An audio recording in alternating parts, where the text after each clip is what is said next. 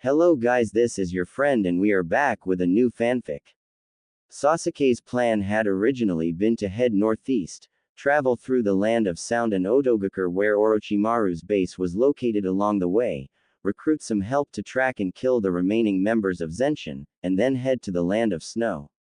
However, upon learning about that, Sakura had rerouted his plans, making a stark preference for the northwest route toward Takigakure, the village hidden by waterfalls, bypassing Orochimaru's hideout altogether.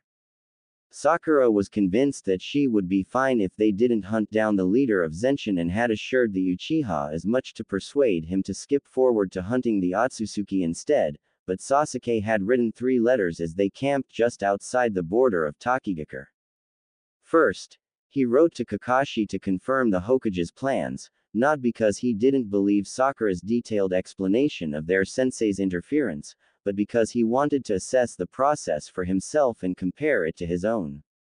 He had to be sure, before stealing Sakura away across the sea to the land of snow. His second letter was addressed to Takigakure's current leader, Shibuki, requesting permission to pass through and seek safe seafaring passage from Takigakure's northern harbor. It was the same route Team 7 had taken when they were assigned to guard the actress, Yukie, an alias for the Land of Snow's princess, Koyuki, that Team 7 had been unaware of at the time of accepting the mission, which is why Sakura was familiar with the road that would take them through.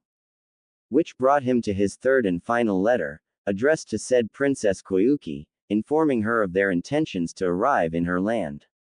Sasuke hated to leave a paper trail of their activities considering Sakura still had people after her, but considering his past and his travels recently, it was always better to inform and request permission from those in charge. As they waited on Sasuke's letters to reach their destinations via Messenger Hawk, they set up camp lounge by a fire, sitting close to the flames that warded off the northern air that sought to chill their skin even in August. Sasuke eyed Sakura's gooseflesh as she wrapped her arms around herself, determined to suffer in silence rather than admit she had hastily packed an unprepared bag. To his credit, Sasuke had repacked for her after her hasty exit, trying to discern which of her clothing might be the warmest, but found her wardrobe entirely lacking for winter climates. He thought they had more time before heading to the land of snow, so had packed her bag accordingly, refolding and organizing the bag in order to fit more in.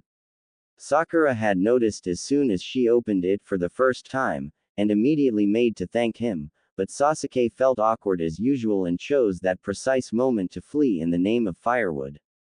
Seeing her shiver and wipe away the prickling flesh along her upper arms made Sasuke feel inattentive, and so the Uchiha pushed back his reserved nature once more and reached for her, taking hold of her by the waist with his right arm. She jumped in initial surprise but smiled complacently when Sasuke pulled her between his legs to settle her back against his chest. The poncho, once again, came down over her head as Sasuke positioned them to sleep in a reclined position together to share their newfound warmth. He quite liked it, the excuse to bundle her into the fabric of his person like she was an extension of his body, she was as far as he was concerned.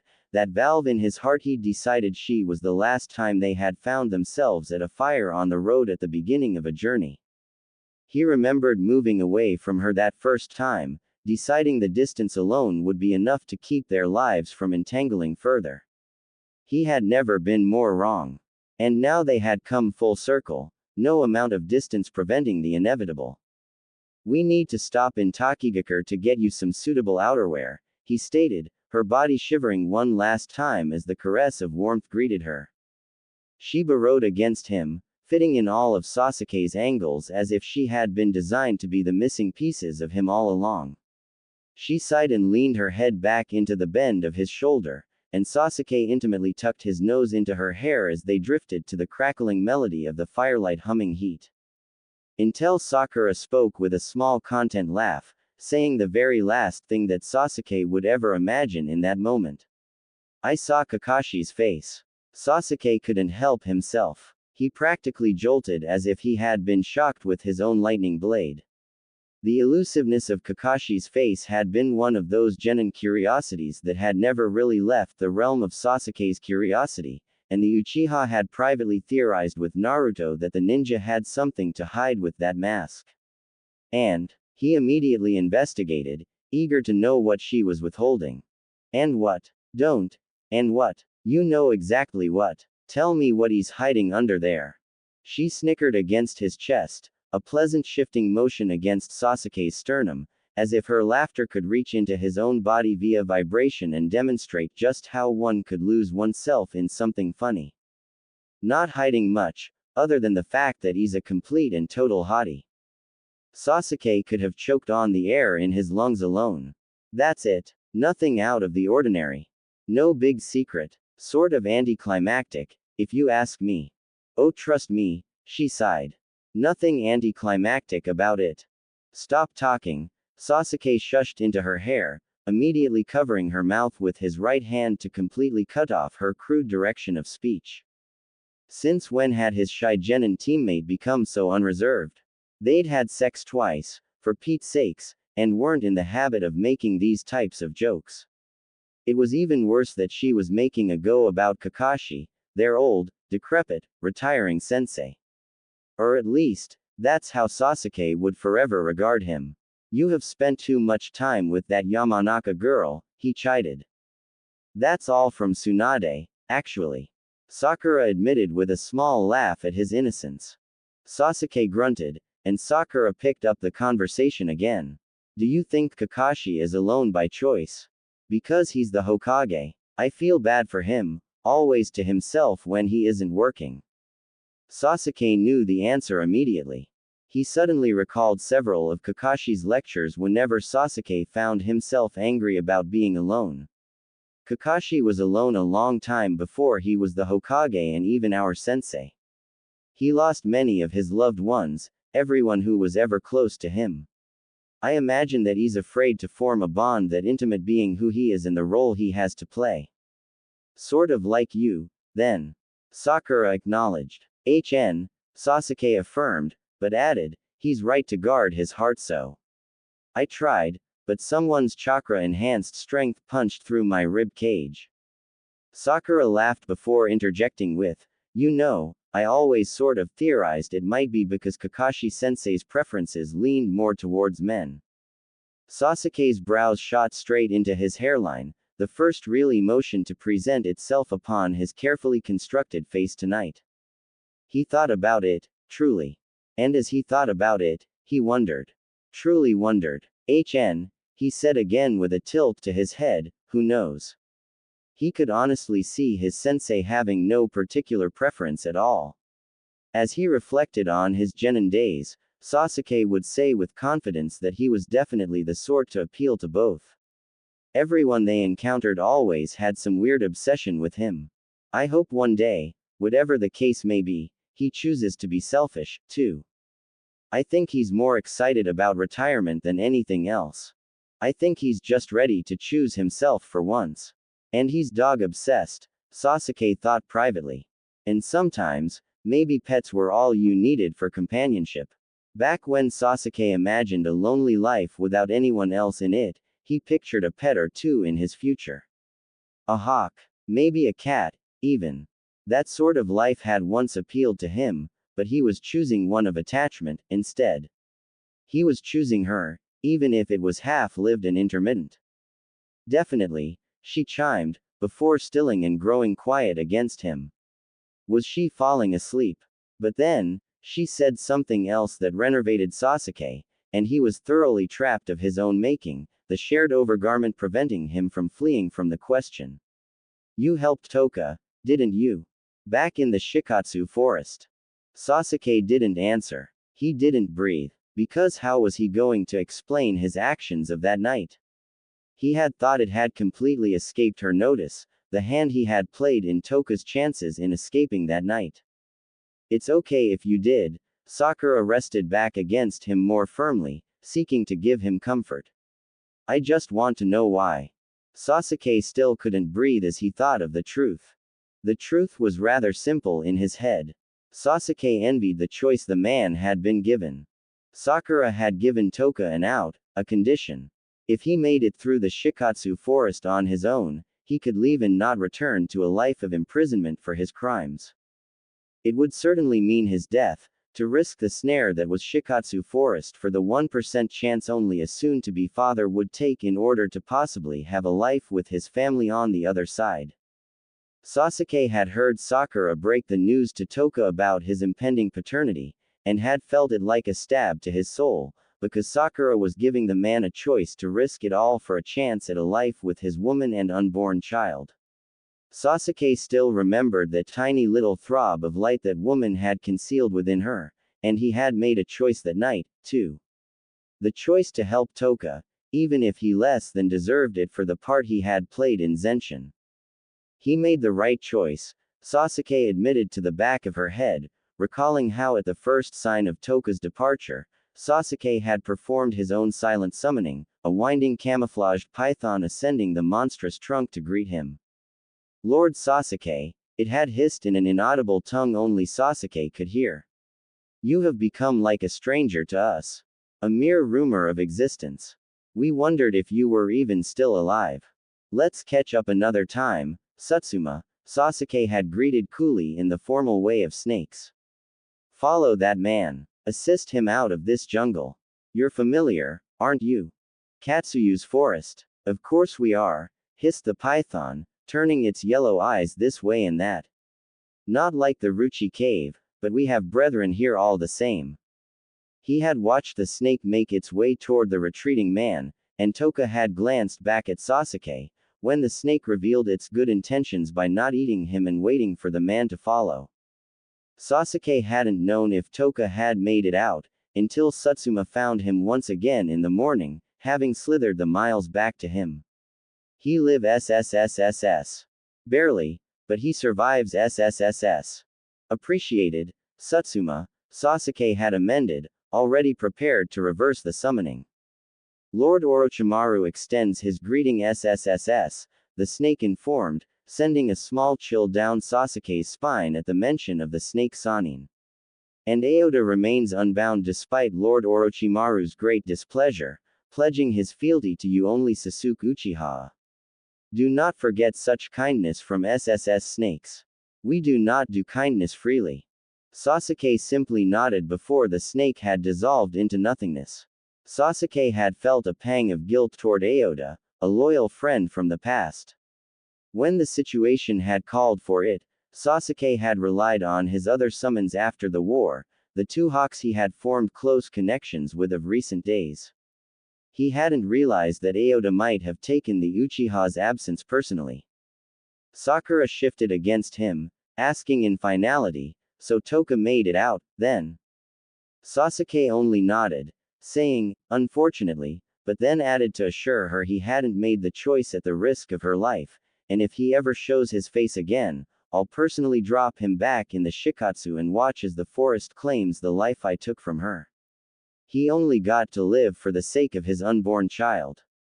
Sakura didn't respond, as if there was so much she wanted to say, but couldn't. What was she thinking silently to herself at learning this information? Sasuke was suddenly worried, an uncomfortable ice replacing the burn of his annoyance. What's wrong? Are you angry that I interfered? No, of course not, she assured him, the curve of her skull moving back and forth against his sternum, but he heard the emotion in her voice. As if she were fighting back tears. He suddenly stiffened. Then why are you crying? She swallowed before saying, I'm not. The pause alone before answering gave her away. You are. Tell me what's wrong. He moved so he could see her profile in the dim light. Sakura's tears now affected him in ways he couldn't explain.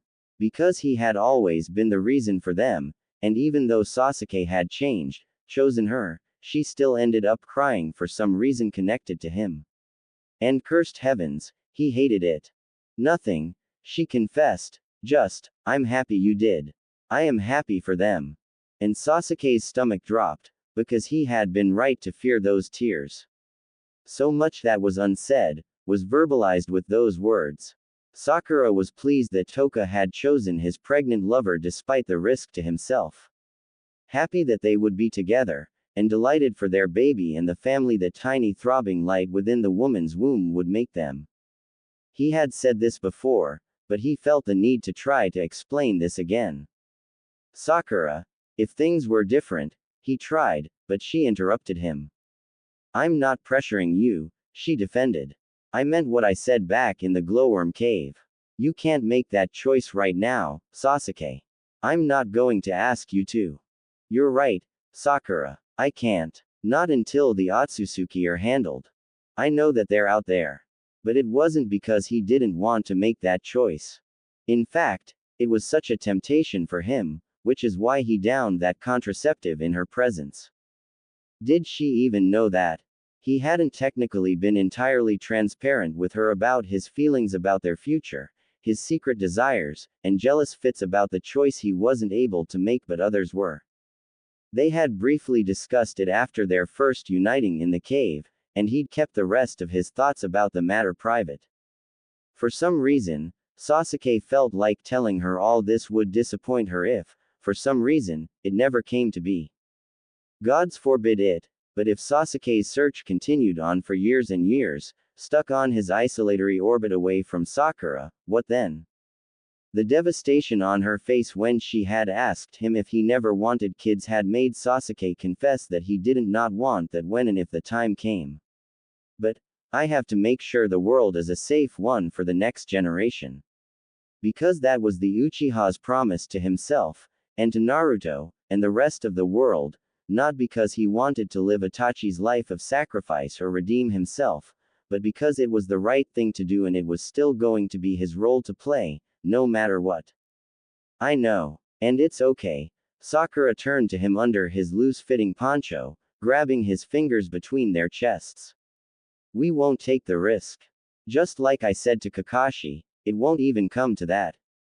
Sasuke's eyes grew wide before narrowing at the mention of his sensei about something so private. What the fuck does Kakashi have to do with any of this?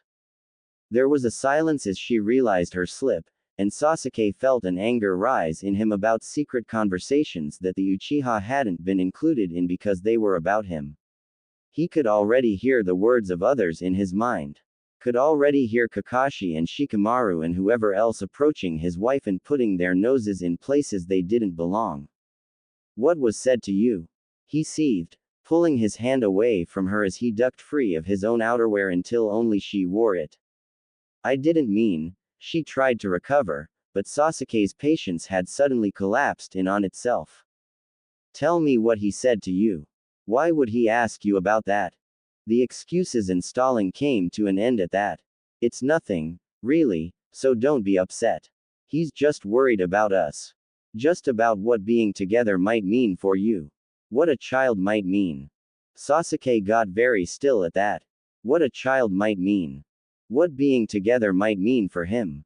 Not Sakura. Him. And with the context of the last 48 hours, Sasuke knew what those words were implying. Kakashi was worried Sasuke would develop a true weakness. Sasuke was suddenly recalling Sakura's words of 2 nights ago, "Are you going to avenge me? Are you going to become an enemy of the world again if someone else is taken from you? And, Shikamaru said I needed to cut ties with you. That being with you was a risk." Sasuke let out a scoff and his upper lip curled. It wasn't only Shikamaru who had talked privately to Sakura, apparently. The puzzle pieces were finally connecting, clearing away the confusion like an assaulting wind. This was about that damn threat Sasuke had made. They had told Sakura that she would be his undoing, and to Kakashi, apparently, his unborn future children would damn him even more so. Had Kakashi honestly asked her not to have children with him? Was this the Hokage's attempt to control him as a threat? He made eye contact with Sakura as he deliberated this, and knew that his wife saw it in the dim firelight. The churning fury in his eyes. The absolute indignation that was coursing through him like the visual manifestation of the strongest of chakras. And she panicked. It's not what you're thinking. I had told him there wasn't anything to worry about, anyway. That this was between us, and no one else. And Sasuke took a heavy breath. He was irate. Not with her, of course, but anger blurred the lines to others and Sasuke wouldn't be able to explain those lines right this second. I need a minute, he admitted, already trying to pull away from her, but Sakura clutched at his hand. Please don't leave. Take that minute here, with me. I won't deny you space if you really need it, but I'm asking you to stay here. I'll give you silence to think if you want it. She said it with panic, and Sasuke was suddenly confronted once more with his habit of running away. She was afraid he'd leave and abandon her again despite his promise to always tell her before actually leaving from now on. Please don't go. And he sighed, letting out that breath, the most volatile of that anger leaving his body with it. Regret flooded in, and while it didn't replace the anger, it gave him a clearer head. It pained him, deeply, to have such things said to her about him. Even more so because they weren't far from the truth. They believed him capable of atrocities, and Sasuke knew that he was. But once again, he found himself thinking that he didn't want to be. We don't have to talk about this, Sakura said, placing the neck hem of the poncho back around him before turning to lay back into his stiff body, urging him with her own to relax once more. Because I already know what would happen in a worst-case scenario. And what is that? He sighed bitterly. He wasn't ready to let his frustration go completely even if he forced himself to remain sitting and listening. You made a vow that the world will not pay. And it won't. You won't ever have to seek vengeance because I will do it for you. Sasuke stilled at her words, eyes widening, and a sharp stab of fear coursed through his blood at her ever being in such a situation. It was like being dunked in cold water, hearing her say those words. I didn't tell Kakashi this part, because I didn't know what he would say. But if someone were to go after my child, I'd take care of them myself however best I saw fit. So, you don't have to worry, because I will do it for the both of us. No one will be able to get to them in the first place anyway, having the two of us as parents. And Naruto and Kakashi as weird, and likely too involved, uncles. It reminded him of Naruto's statement back in Suna.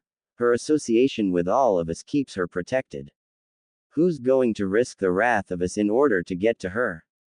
But just like then, Sasuke knew better. There would always be those who tested the boundaries, who believed they were superior, who thought the lot of them had exaggerated reputations. But Sasuke thought about Sakura's stance for a long moment. It was everyone's habit to underestimate Sakura and she knew that, which is why Kakashi and Shikamaru did not fear the potential of her fallout. Sasuke's actions, no matter what, would damn him to the world once more because of his past. It would be seen as his fall back into darkness. Sasuke didn't know if Sakura would be ostracized or criticized for vengeance, but she was viewed as wholly good. Would allowances be made for her actions? If a child would tip the scales for Sakura, then maybe it would be more than enough for him to lose it, just as Kakashi feared. He already knew he would avenge any member of Team 7, especially Sakura. A child would be no question. Sasuke was suddenly afraid of that possible future for the both of them, despite how much Sakura wanted children that he had sworn to himself to give her one day. But it had him asking himself why. Why would he ever allow something to transpire for either of them? And perhaps that was Kakashi's reasoning, to get them to evaluate this. He had wished his old sensei would have left her out of it, had the courage to speak to him directly, even if Sasuke had an impossible to reason with sort of personality. There was a moment of hesitation before Sasuke voiced this concern aloud to Sakura. If something like a child has the power to destroy us, then why do we do it? Why do we bring our own weakness into the world? The same reason you chose to let me in, to care for me, she breathed, smiling in confidence. Remember what Naruto has taught us. Love brings us unbelievable strength. And unbearable pain. Sasuke sighed, seeing the cost and reward of his choices. His heart was resolved to never go through it again. He was terrified of it. He thought that as long as he hunted down the Otsutsuki, the future would remain a good place just as Naruto promised. He knew Sakura could take care of herself, but recent events alone made him evaluate the future with Kakashi's lens. A child would be vulnerable. Sasuke was already practically throwing his heart to his enemies by loving her. If the world were safe from the Otsutsuki, would he still choose to bring children into the world if random threats appeared while he was distracted with his own mission? He couldn't keep Sakura with him forever. He felt as if he was already stealing time, bringing her along. Sakura's declaration interrupted his critical thoughts. I'll face all the pain in the world for the opportunity at such love. She said it with her back to his chest, but Sasuke didn't need to see her eyes to see the weight of those words and the meaning behind them. At his silence, she continued, but like I said, we aren't taking risks right now anyway. It's not happening. So take a breath. I can practically feel your low oxygen levels. You're breathing like a statue. Sasuke didn't respond verbally, but he forced himself to inhale and coax himself back into rhythm. At some point, she had fallen into sleep, and Sasuke debated silently to himself the remainder of the night. Was Kakashi right? Would a child be the tipping point for him? Sasuke shook his head clear of all thoughts beside his one goal. He needed to rid the world of the Otsutsuki, first and foremost. The rest would come later. He must have followed Sakura into sleep sometime later despite his heavy thinking, because it wasn't Sakura moving away from him that had woken Sasuke up the next morning, but rather the small silhouette of his messenger hawk ruffling its feathers against a backdrop of tree dividing, morning light. Dot. Sakura shuffled in her warm parka, grateful for the scenic stop in Takigakure to purchase something to cover and replace her summer attire. She still wore the red Uchiha tunic Sasuke had designed for her back in the leaf, but she now paired it with long legging-style black breeches and a crimson knee-length overcoat that sported a thick lining of white fur along the hood. It had been one of the more expensive options, but she was grateful for the splurge now as the ship that her and Sasuke had boarded that morning lurched violently against winterized waters and winds as it headed toward the land of snow. The movement below deck in their room had made her very motion sick, so Sakura had sought refuge at the edge of the ship's deck, hoping the night sky would help ease her nausea. Unfortunately, the intense, horizonless darkness did nothing to alleviate her, and she had ended up seeking the railing to hurl over. Sasuke had followed her every step of the way, standing vigil with a concerned expression etched on his usual blank face. She could barely see him in this wind-whipping dark, but his presence was consistent and concentrated solely on her. Sorry, she moaned, embarrassed to have him watching her motion sickness so closely. I didn't know that I could get seasick like this. She certainly hadn't the last time she'd made this journey, but she still cursed herself for not being more prepared medicinally for such occasions. She had encountered many sicknesses as a doctor, and her immune system of steel usually was impervious to common illnesses. But her immunity was no match for seasickness apparently. She almost wished she had a cold. It was something she could treat nutritionally. The idea of trying to eat anything right now made her hurl a second time over the railing, her fingers digging into the salt-sprayed wood that was beginning to crystallize. It was very bitter up here, but the thought of going back down below made her stomach clench tightly. Don't apologize for being sick, Sasuke chided her, hand reaching up to clutch her arm, as if she weren't currently channeling chakra to her feet and might careen over the side at any second. We just have to get through the night, we'll be there by morning. He turned her away from the railing and she slid down the side, her head falling forward against his shoulder with a groan. He offered her water, and Sakura was suddenly remembering months ago when she had gotten drunk and Sasuke had been there to take care of her then, too, a dark shadow in an alley forcing water into her mouth. Try to drink something so you don't get dehydrated. And hold on to me. I'll steady you. Sakura didn't know if his efforts could make that much of a difference, but she was feeling a small warmth in her chest for his offer, and so in the dark starry night, where nothing but black careening sea surrounded them, she clung to him desperately, wrapping her arms weakly around his torso. I can use the Susanoo. We could fly and bypass the journey by boat completely, he informed, chakra flowing to his feet to steady the both of them as a particularly violent wave crashed against the side and sprayed them with ice. Sakura's teeth chattered violently. Save your chakra. You're going to need it for the dimension jump. A couple of the ship's sailors passed by at that moment, noticing her bent form clutching at her stomach, and they stopped to check on her. They eagerly made suggestions for various seasick remedies. One of them, a younger, less seasoned sailor, returned a few moments later to offer her some peppermint leaves he admitted he still sometimes used himself or kept close for regular passengers, saying, "Ninja aren't usually affected by the sea, so I'm surprised you're this queasy," to which Sasuke immediately scowled. "Have anything more helpful to add?" came his derisive voice, colder than the lashing wind. Sakura gave the Uchiha her best chiding stare in the dark. She was much too weak to elbow him or anything else of the like, before demonstrating an exhausted peace offering of a smile to the sailor. "First time for everything," she sighed helplessly.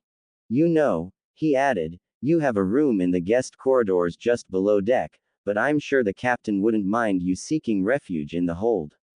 It might not seem logical to you, but the lowest decks are the best place to be if you're seasick. The swaying lessens the farther you go below."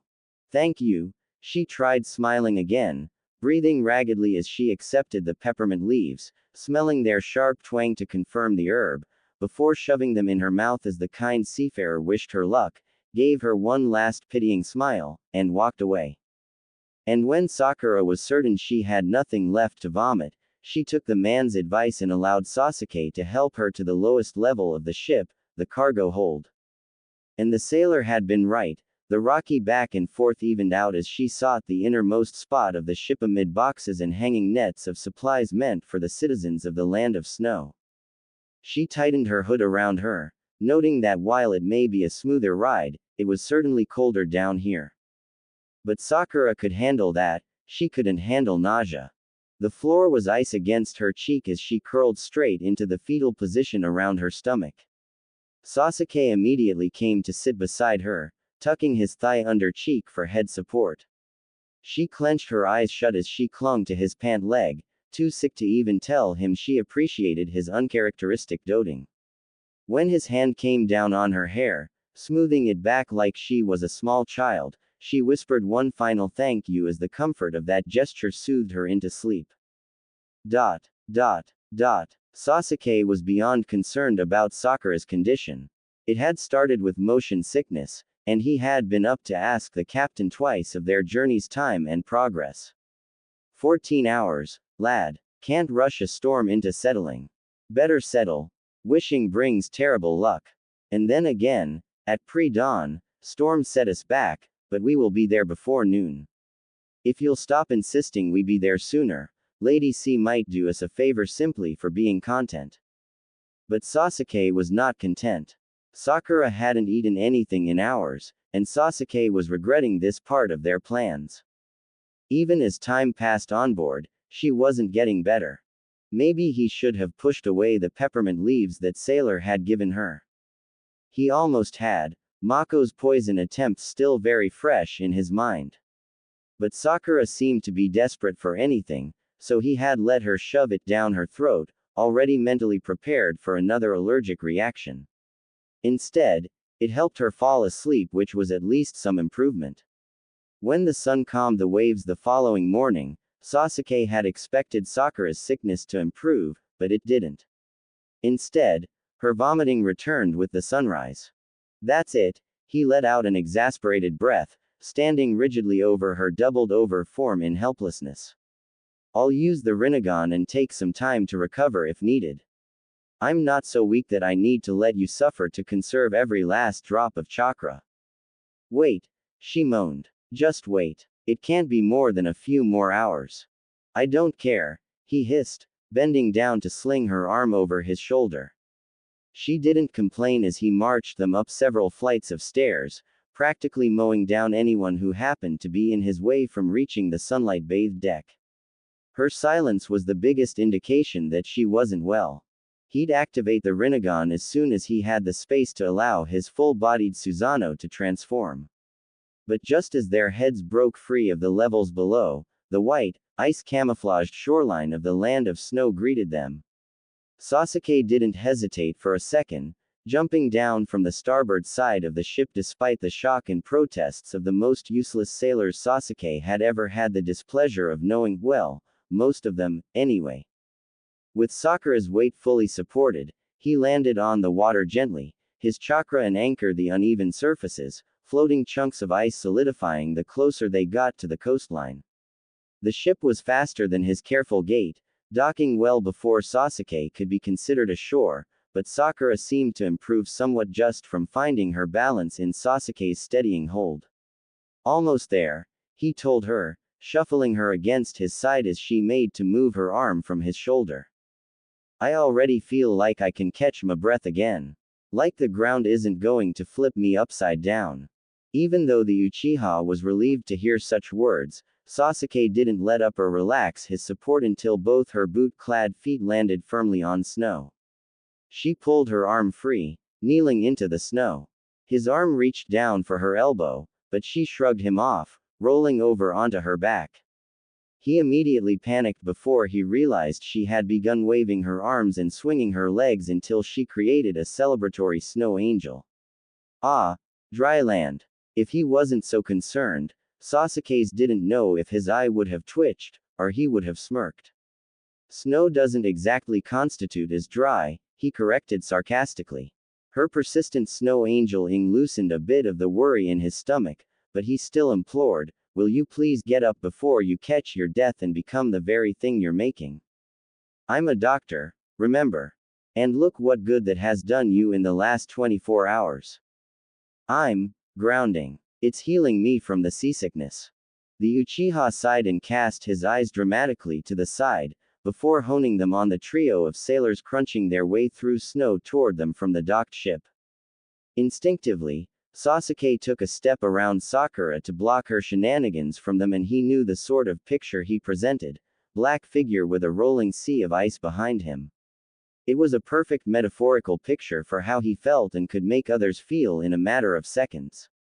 As the last okay, they hollered, and Sasuke bit his tongue before returning their question rudely. From the looks of it, she's keeled over and died. I'm fine, Sakura called from the ground, attempting to roll over and find her own feet before Sasuke turned back toward her to assist her further. She shooed his only good working hand away as if she didn't need the help, the stubborn convalescent. What was she trying to prove? Do you know if there is a doctor nearby? Sasuke intercepted the sailor's soon-to-be attempts at an inquiry about Sakura's health.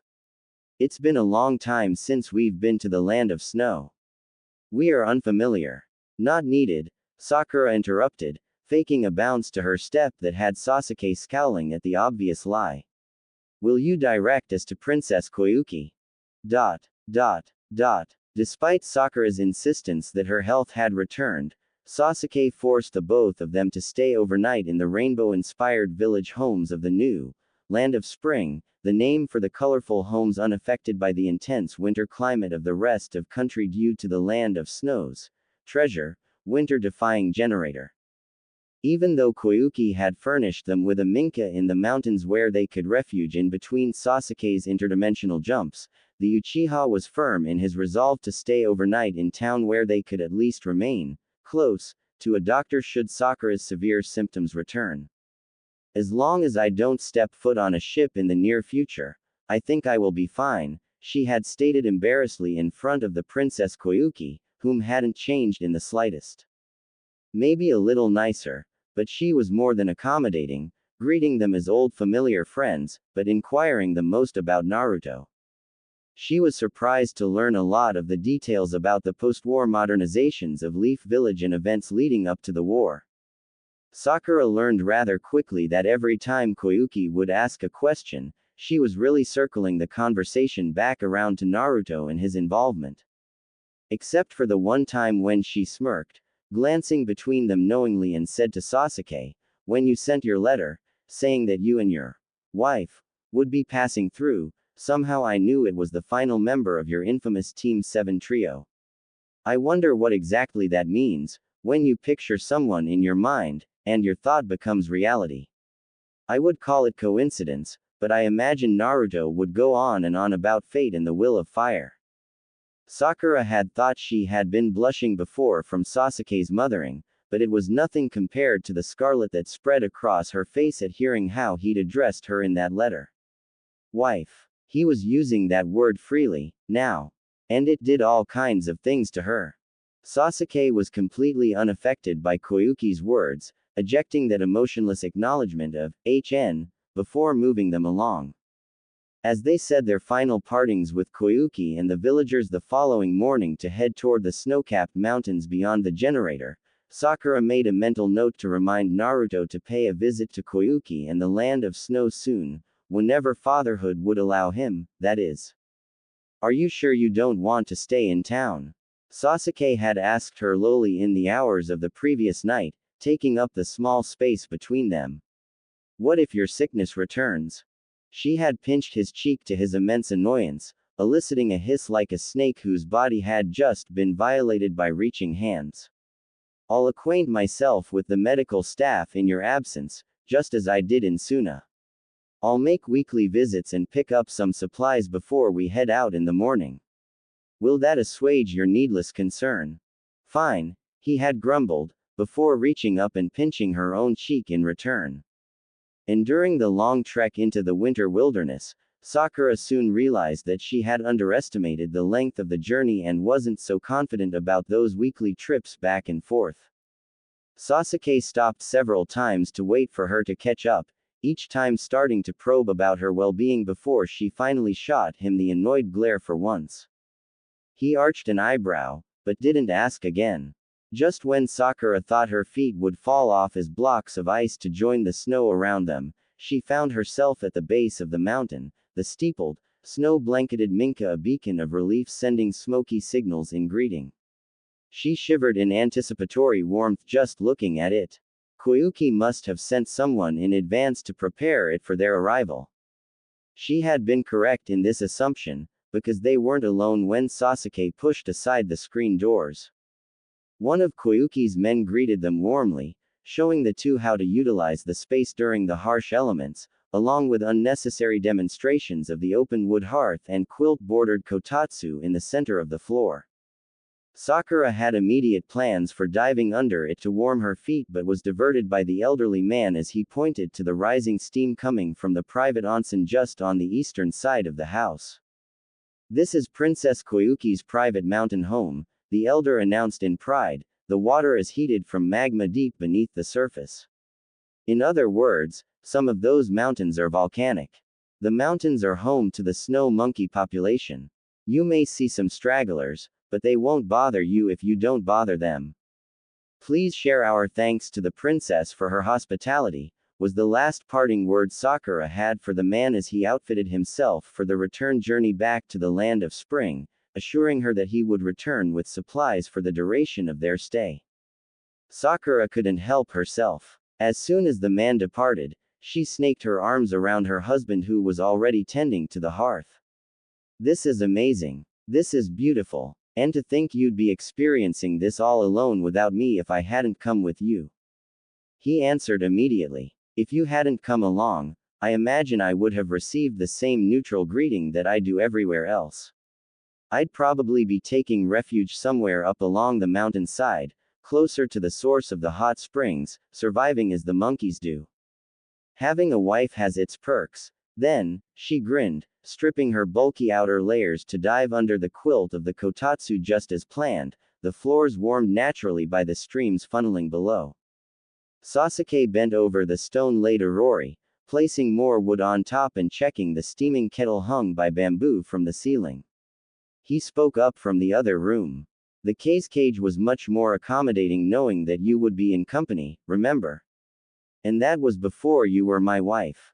It's just you in general. Hearing him nonchalantly verbalize the word, wife, for the third time made Sakura's stomach swoop and toes curl in that dramatic teenage way that often plagued her as a genin. She hadn't been able to appreciate it when he'd dropped it during their argument before, but Sakura just realized that he wasn't just writing it, he was saying it and doing so consistently. She hid a giddy smile to herself, her inner Sakura absolutely rioting inside with glee. When he glanced her way at her suspicious silence, she rubbed the back of her neck with an embarrassed grin and tried to return herself to the present moment. I'm going to check the area, he said seriously, breaking into Sakura's daydreaming with reality. Will you be okay alone for a bit? Of course. I'll start cook, she began, but he shook his head. Just rest, he interrupted, before ducking through the door and closing it to encase her fully in the warmth of her new surroundings. She promptly curled around herself beneath the kotatsu and let the sound of snowfall lull her to sleep. Kakashi's response letter had come that morning, and Sasuke found it difficult to not let his thoughts return to it over and over throughout their journey. Sasuke, you are investigating my plans regarding the remaining Zenshin members who remain, despite telling me yourself that it would be you taking care of this, instead of an old man like myself. I am assuming this means that Sakura has convinced you to leave matters to me. No news as of yet, other than that the search is headed west toward the Hidden Rain and Hidden Grass villages, in the hopes of flushing the leader and any remaining members out. The hounds are on it. Burn this after reading. If I don't receive a response, I'll consider the information compromised. They should be in the clear then, Sasuke assumed, if the pursuit for Zenshin members was heading southwest. Sasuke had responded quickly and decisively with no further information about their location or Sakura's condition. It would be unwise to risk frequent communication in the instance that it might alert Zenshin to their whereabouts. This is the last message you'll be receiving from me. If it's crucial for me to know, alert me. Otherwise, I'll trust you to handle it. Even though he had been a little reassured at Kakashi's efforts, Sasuke still took it upon himself to create a few shadow clones to check the immediate area. The suspended snow around and above him created a silence so deep and thorough, that all Sasuke could hear was the cracking of the white-shrouded limbs of the forest trees encompassing the base of the mountain. It was so isolated, so off the beaten path, that Sasuke hoped the Land of Snow's princess kept the privacy of her mountain house a closely guarded secret from the rest of the population. But Sasuke wasn't going to drop his guard completely, considering the staff she probably kept to maintain it. Sakura was going to have to be mindful if she was planning on making visits and supply runs back into town. When his shadow clone jutsu released and he learned that there wasn't a single living person within 25 kilometers in either direction, Sasuke returned to the house. Sakura had fallen asleep at some point in his absence, the fire crackling and tea-steamed air knocking her clean out. Sasuke watched her carefully for a few minutes, ensuring that she seemed well. Maybe it really was the sea that had made her so sick, and she would be better now that they were comfortable. He was anxious to make the first interdimensional jump but decided to wait until tomorrow morning. He was going to spend the day resting and ensuring that Sakura slept through the night without issue. And that's precisely what the Uchiha did, stretching out on the opposite end of the kotatsu and promptly knocking out. When they woke in the evening, they shared their first hearty meal in a long time. Sakura picked at it, really, something Sasuke didn't miss, and despite his refusal, she dragged him out in the darkness toward the private onsen. The cold air was brutal against their skin, and Sakura slipped into the hot water in record time. He didn't even get a second to appreciate her nakedness, while she openly watched him undress with a blush. When he raised an eyebrow at her obvious gawking, Sakura tried to make the excuse, "The heat is already getting to my head." He smirked and snorted at her lie, if ejecting air out his nose could be called that, before wading into the steaming decalescent water. They were wrapped in darkness, but the winter landscape outlined everything in white. The ground was patchy in some areas where the geothermal water flowed underground in a path directed toward them and beyond. Sakura sighed and rubbed her feet, claiming her toes had frostbite, and Sasuke assessed them carefully to humor her, pulling at each small digit and admiring their dissimilarities from his own. Again, he was taken aback about how odd it was, being in love. It wasn't the first time that Sasuke was noticing something about another individual that he never would have even bothered paying attention to in the past, but here he was admiring and evaluating the shapes of her feet. You're going to lose credibility as a physician if you claim those toes are even capable of developing frostbite, he teased, releasing her perfectly pink and healthy foot back into the water. The length of those nails should lift you 5 inches off the ground. They practically curl under. Her face reddened before she returned what Sasuke had given. If you haven't noticed, I've been traveling non-stop with you for months now. I don't chew them off like you do apparently. He responded, ignoring the jab altogether. He had been exaggerating good-naturedly just to get a rise out of her, and it had worked. Let's see yours then, she probed, snatching his foot from the water like she had just caught a fish in a Leaf Village summer pool.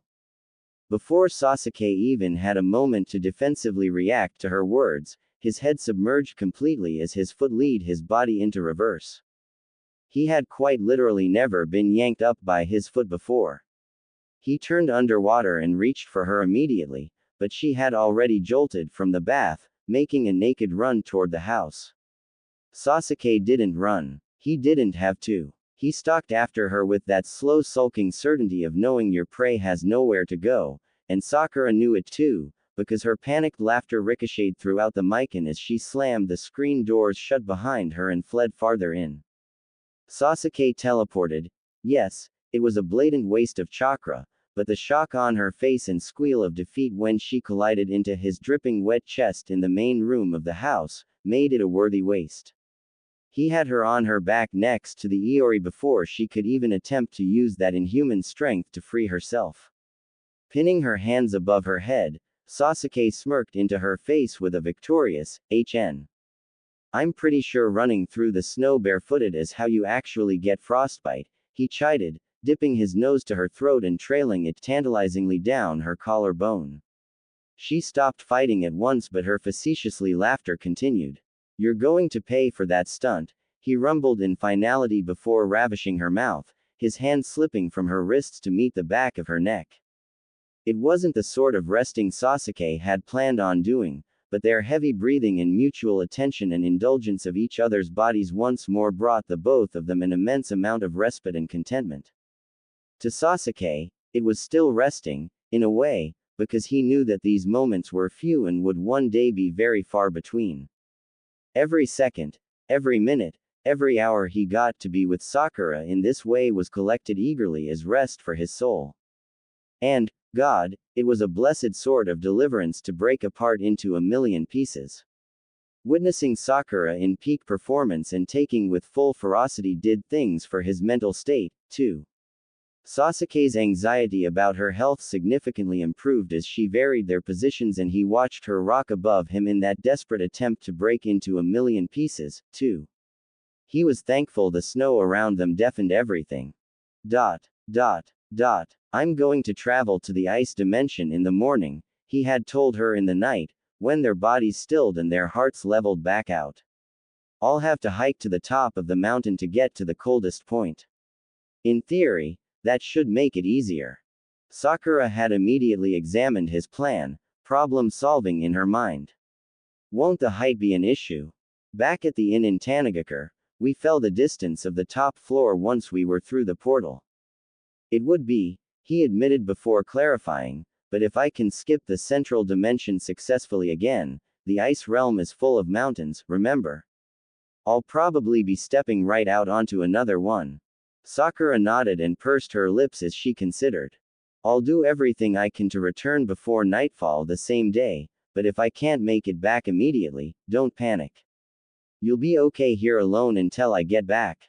Of course, she responded immediately, but he still eyed her carefully in that all-knowing way of his.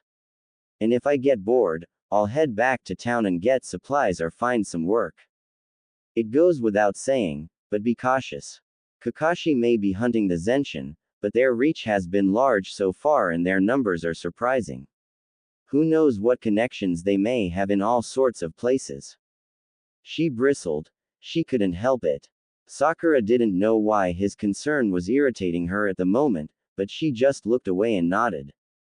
Sakura decided that it wasn't just him. In the back of her mind, his concern overall was adorable, and she knew he wasn't insinuating that she lacked mindfulness. except for having too much faith in Mako, but Sakura wasn't in the honest sort of mood to feel like counting that one. But it was more than his concern. It was this gnat-like dispute with Zenshin that just wouldn't go away. She hadn't said it aloud, but this was practically a honeymoon to her, and here they were still having conversations about this group whom Sakura was practically sick of hearing about. She was done. Done with Zenshin. She didn't care if they weren't done with her, she was done with them. Sakura just wanted to hole up with her new husband, the man of her dreams, in this winter traditional home against a snow-capped mountain and do more of what they had already started. In the dim firelight of the Aurora, Sasuke scowled at her lack of a response. He could sense her irritation and sighed. I know you can take care of yourself, I wasn't saying. I know, she cut him off with sharpness, that annoyance bleeding through despite her resolve to contain it. He stared at her for a second before looking away as if he didn't know what to say or do about her sudden attitude. This type of behavior had only ever been directed at Naruto. I'm sorry, she sighed. What was wrong with her? She was hormonal, she deduced, due to start any day. That god-awful week before her actual period must have snuck up on her in the form of sudden mood swings. But I'll be fine, so you don't have to worry. You can stop worrying. Do you stop worrying about me when I am gone, even though I can take care of myself? He asked calmly when she tucked her chest against his side. She felt him pull the strands of her hair in his fingers, touching it lightly so that she wouldn't feel him doing so. She immediately felt his words like a guilt-inducing punch. She sighed. Of course I do. I can relate more so now, is all. Especially since you've been sick. I'm not sick, she sighed again, tossing a leg over his own suggestively. Obviously. He didn't fall for the distraction. You've barely eaten anything this evening. I said I'm fine, she sighed, rolling back over onto her back. Honest. But much to Sakura's surprise, she was not fine. Sasuke had rolled over well before sunrise to tell her he was leaving, just as he had always promised he would from now on. No empty beds upon her waking. No surprise escapes or lack of goodbyes like the past. She sat up groggily, and her breath froze in the air before her face, but Sasuke pushed against her shoulder to encourage her to return under the quilted covers. I've stoked the fire. I'll try to be back before sunset. Leave a note if you leave. She nodded sleepily and grasped his hand in parting. Be careful. I love you. HN, he murmured in response. And in typical Sasuke Uchiha fashion, he chose a voiceless reply, reaching down to tap his fingertips against her forehead. She rubbed at her forehead fondly long after he walked out into the frigid pre-dawn of the land of snow. And when the sunrise woke her a second time, Sakura shuffled on her knees to the Aurora and poked the coals to aerate the steady flames before adding more wood to an already dying fire. But the ground-flipping nausea from the sea voyage returned with a vengeance and hit her hard in her stomach. She doubled over, hardly avoiding the hearth before she vomited the meager contents of her stomach. She clutched her head with a moan. Dreary, and confused by the returning sickness, Sakura crawled on hands and knees back to the blankets, dry heaving along the way. She dove back into them, chasing the sleep that might rid her of the vertigo and nausea. If this persisted for long, she would definitely not be making that 3-hour snowy trek back to the village. It was in her plans to consistently make chakra pills for Sasuke so his stash wouldn't diminish, but a supply run would have to wait for now. She couldn't walk to visit a doctor even if she wanted to. And she was too prideful to not treat any of her ailments herself. Thankfully, Sakura had thought of purchasing some nausea aid back in town when Sasuke insisted she see a doctor. It was one of the ways she appeased him, gathering the herbs for the medication herself. But she didn't have the energy to brew her ginger and peppermint concoction until well into the afternoon when she was finally able to move around without vertigo. If she were her own physician right now, Sakura would be telling her to write down her symptoms along with times in order to track and identify this random illness, but she was struggling for brain power.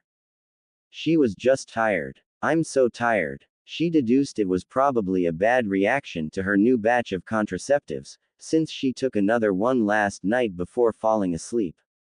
She would study the ingredients again later. After downing the brewed nausea tea, she promptly fell back asleep with ragged breathing. Dot. Dot. Dot. Sasuke found the ape population almost as soon as he took his first step up the mountain. The ice-sloped surfaces and tree coverage a flurry of activity the higher up the mountain he traveled. They must have been well acquainted with human occupants occasionally traversing this way because they ignored him, just as the Mikan manager claimed. And Sasuke disregarded them in return, grateful for the indifferent species of monkey who acted as if they were almost bored by his presence. Their eyes barely roved over him before choosing to move along to whatever they had found to eat beneath the snow. Despite the hot springs woven into the mountain, the weather was brutal, especially in the hours before sunrise, and only increased in ruthlessness as he hiked. Sasuke tried not to think about the easiest way to reach the top of this mountain was in the same suggestion he had made earlier. The full-body Susanoo could simply fly him to the top. But he refused, because he needed the chakra reserves. He had to get back to her tonight, and even with the help of the chakra pills, he couldn't waste a single drop of his own reserves if he hoped to return. He hadn't pushed himself to teleport so far twice in the same day yet. In Suna, the chakra pill had simply allowed him to bypass the center dimension, and Sasuke was going to try to make the initial jump and return all in the same day, if it worked. The greeting fuchsia sunrise at Sasuke's back, bleeding the white footprint-dotted landscape a rosy hue that reminded him of his wife, who he'd had to leave behind again, would be what Sasuke would use as a tether back to this realm when it fell again in sunset. He strengthened his resolve as the time was already slipping away and turned back to face the top of the mountain. The sheets of snow turned into ice as he ascended, and with every cracking step and swirling vapor of heated breath frosting his eyelashes, Sasuke couldn't help but confide his thoughts to the mountain. His own life had been seasons of winter, an ice spanning the years of his youth, and no matter the amount of sunshine the season of the present now granted him, the seasons of his past were like the unmelting snow that lingered in the shadows of warmer weather, reminding all who looked at Sasuke of his history of frigid darknesses. Just as recollecting citizens often reminisced to one another during the first drop in temperatures, do you remember the storm of 10 years ago? The snow was waist high, so too were the rumors of Sasuke Uchiha and his crimes. The ice of his past would never melt. Maybe Kakashi was right about one thing. How would he ever be able to truly embrace this summer without causing worry? All anyone ever saw when they looked at him was the reminder that Sasuke Uchiha was of the winter, a dark, icy monster. They were right to fear his growing attachments. Revenge, in any form, would be a returning winter that everyone expected. But then, there was Sakura. A literal walking sun that warmed the steps he left behind before catching up to him with her radiance.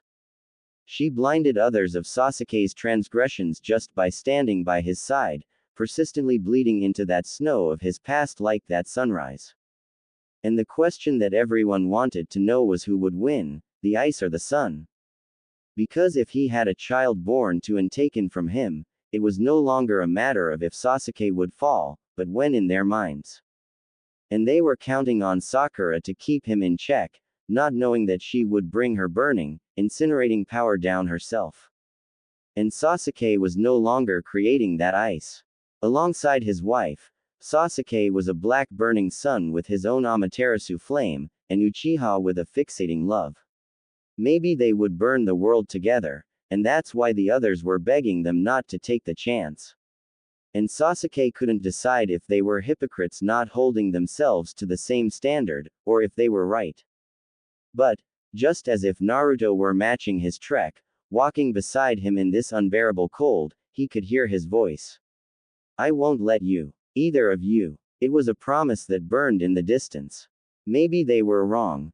Maybe they were only burning stars of variation and Naruto was the sun who kept them all in gravitational pull. Reaching the top was an exhilarating feat and the sunrise peeked through the winter haze, sharpening into the round outline of the sun. He inhaled, and exhaled deeply, closing his eyes to memorialize this feeling as all his troubled thoughts left him. Sunrises and sunsets, he'd seen so many. But this one sanctified him, reminded him of the man he wanted to be, but he didn't yet know just how memorable and marking this one would come to be to him. He would find that out later. For now, he turned his back, activating the Rinnegan and fracturing time and space, refraining from relying on Sakura's chakra pill just yet. Push, he demanded of himself, when the portal wavered as he sharpened his focus on the realm beyond the core dimension. He could do it. He could do it. The portal flared to life at the expense of his chakra, the icy mountains corporealizing before his eyes. He didn't even hesitate long enough to take in a victorious moment before jumping through the portal. Preparing for a long fall, just as Sakura had pointed, the Uchiha braced himself as he plummeted. But just as he theorized, something precipitous rose up to greet him. But it was not a mountain as he first thought. It was a spire, tall and ethereal beneath his crouched form. And Sasuke's eyes widened in shock. He couldn't believe it. He was standing on top of an icy fortress. It was a castle. Dot, dot, dot. Sakura woke midday to sounds coming from outside. She rose on her knees steadily, relieved that her sickness had gone, and her appetite returned. Her stomach growled angrily at its recent neglect, but she ignored it as she cautiously sidled up to one of the screen doors leading outside. Her ninja senses were suddenly on high alert as the soft crunching of snow met her ears and her hand inched down to her calf where a kunai was strategically hidden. She held her breath and took the risk to crack the door open to peer outside. What she saw was not what she had expected. The steaming onsen had attracted a few more guests from the mountain residents. A handful of monkeys, pale felted and red-faced, bobbed in the water with closed eyes. They groomed each other lazily, occasionally jumping out and back in. Sakura opened it wider to admire them with a smile. They noticed her, but paid no further attention, one monkey even going as far as to jump on the roof of the mikan to sit and dry. Turning back to the Iori, Sakura brewed her ginger tea and cooked a small meal for herself while she watched the monkeys soak up the heat of the onsen. For the first time in a long time, Sakura found herself at a complete rest. There was no demand for her help, no rush to her schedule, no one else to look after. It was just her now, in the middle of nowhere. Sasuke was in another dimension and was actually farther away than anyone else, and while she felt guilty about her continued absence in Konoha, Sakura took a greedy breath of winter solitude.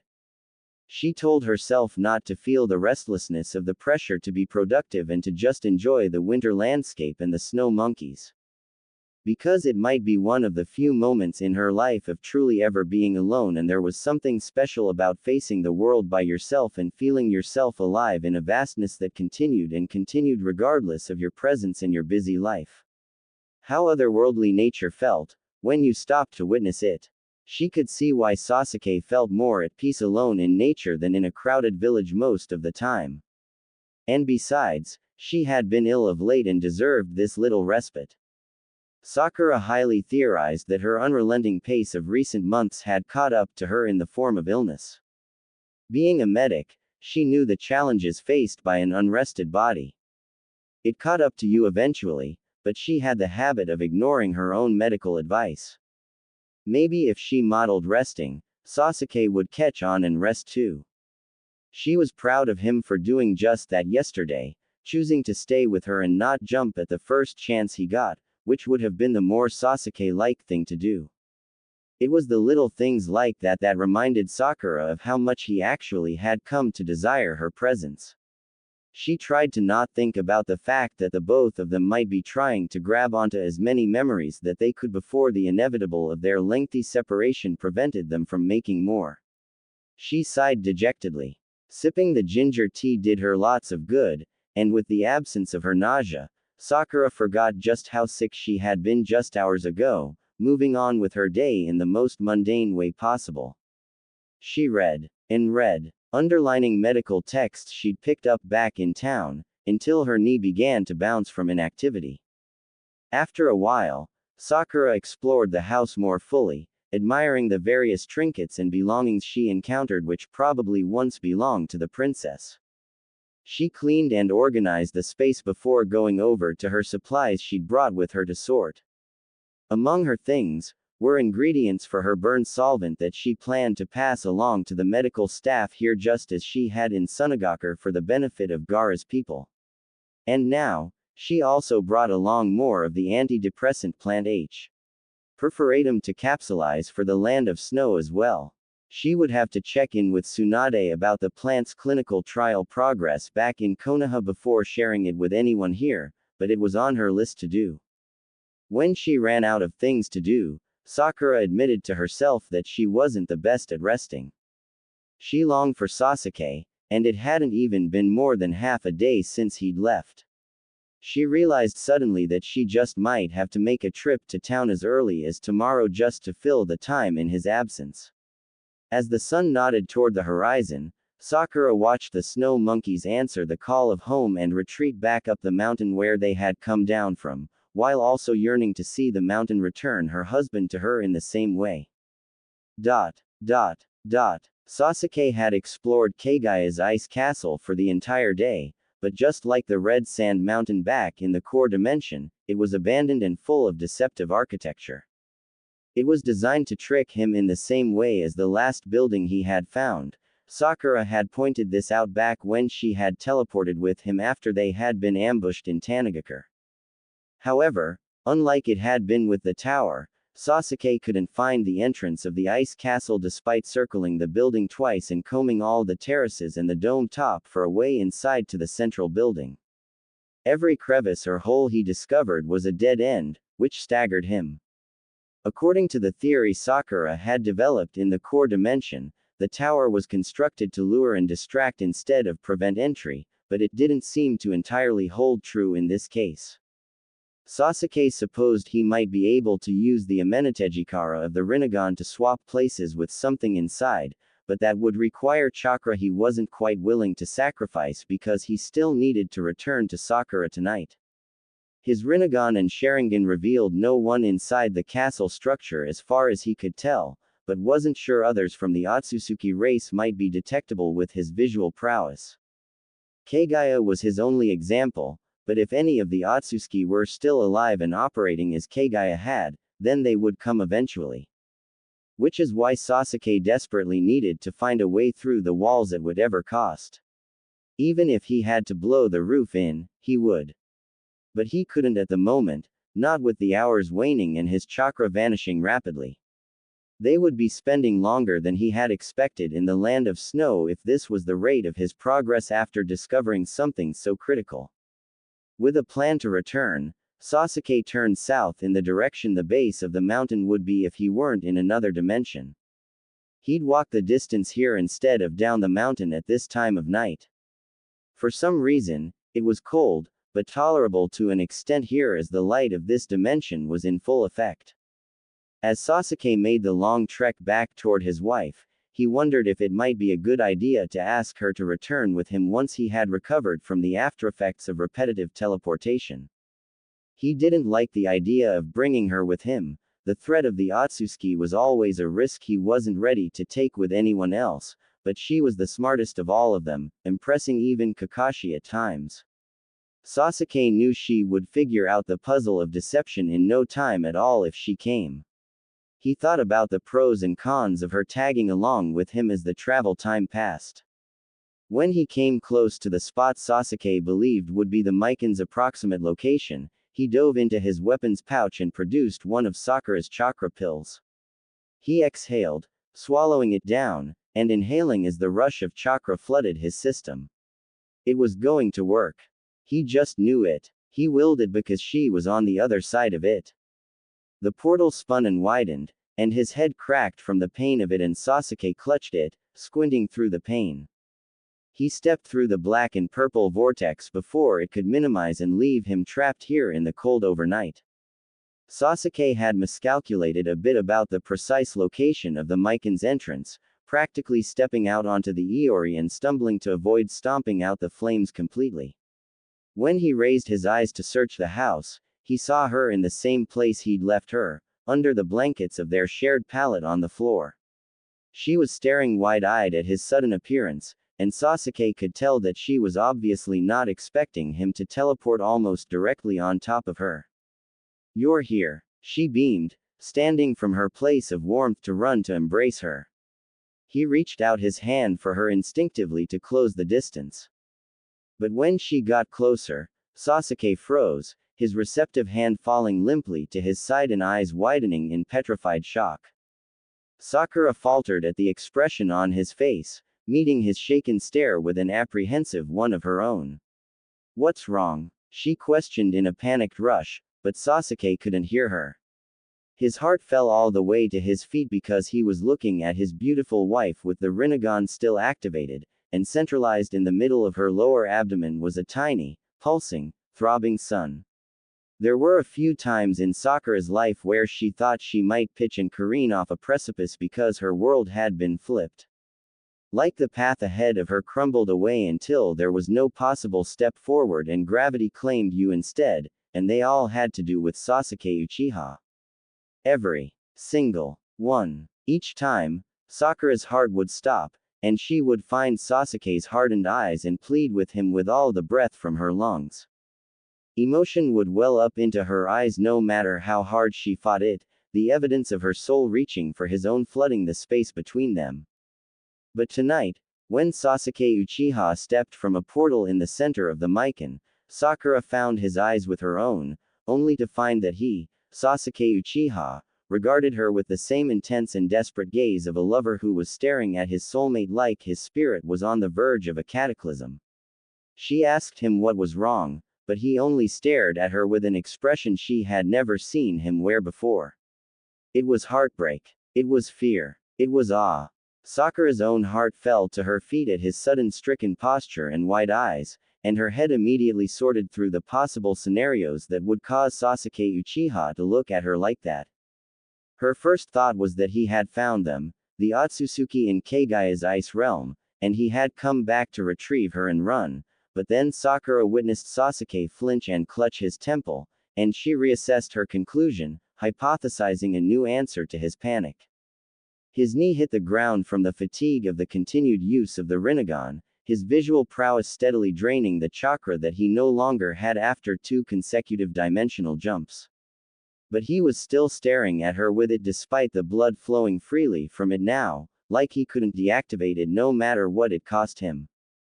Sakura used her rising momentum of greeting to meet him the rest of the way, falling to her knees with him and bringing her hands up to the sides of his face, already beginning her medical assessment. "What is it? Is it the Rinnegan?" But he didn't answer as his breathing grew ragged. He pulled her hands from his face and held her back at arm's length, staring at the small space between them before the purple of the Rinnegan found her own eyes, heavy with something Sakura would describe as distress. He was afraid. No, it was utter dismay in his face. But the words that came next, Sakura would never have expected in any scenario she could have ever conjured in her mind to explain Sasuke's behavior. Not ever. Because it was impossible. "Sakura, he began, stumbling as he began to search her eyes for any sort of reasoning. I'm here," she finished for him, trying to check him over. Something terrible was wrong with him. He shook his head. "You're pregnant." It was a question that he had to swallow before voicing. She just stared down at him, a wave of confusion sweeping her up in a tidal wave until she broke the surface for a breath of clarity. "What?" she asked, taken aback and blinking at him like he'd just said something as ridiculous as the time he had announced, "I will become Hokage," during the Fourth Shinobi World War. "Pregnant?" she questioned with a small laugh of pure relief that he was okay. Obviously delirious from the chakra loss, but nothing more. No, of course not. But his Rinnegan never left her, and it fell once more to the space between them, directed above her knees into her stomach. He swallowed and his shaking hand found her arm and clutched it firmly. "I can see it." "What?" she asked again, trying to move back, but his hand firmly held her in place. "What are you talking about?" She laughed nervously again, reaching for his face to cover his blood-dripping eye. She knew how much pain it was causing him, and she covered it with her hand. Did you hit your head? She questioned seriously. The Rinnegan can see the soul. He whispered it urgently with urgency and a tremor in his voice that made Sakura's own eyes widen. Sakura's right hand fell away from his eye and followed his line of sight as it landed once more to her stomach.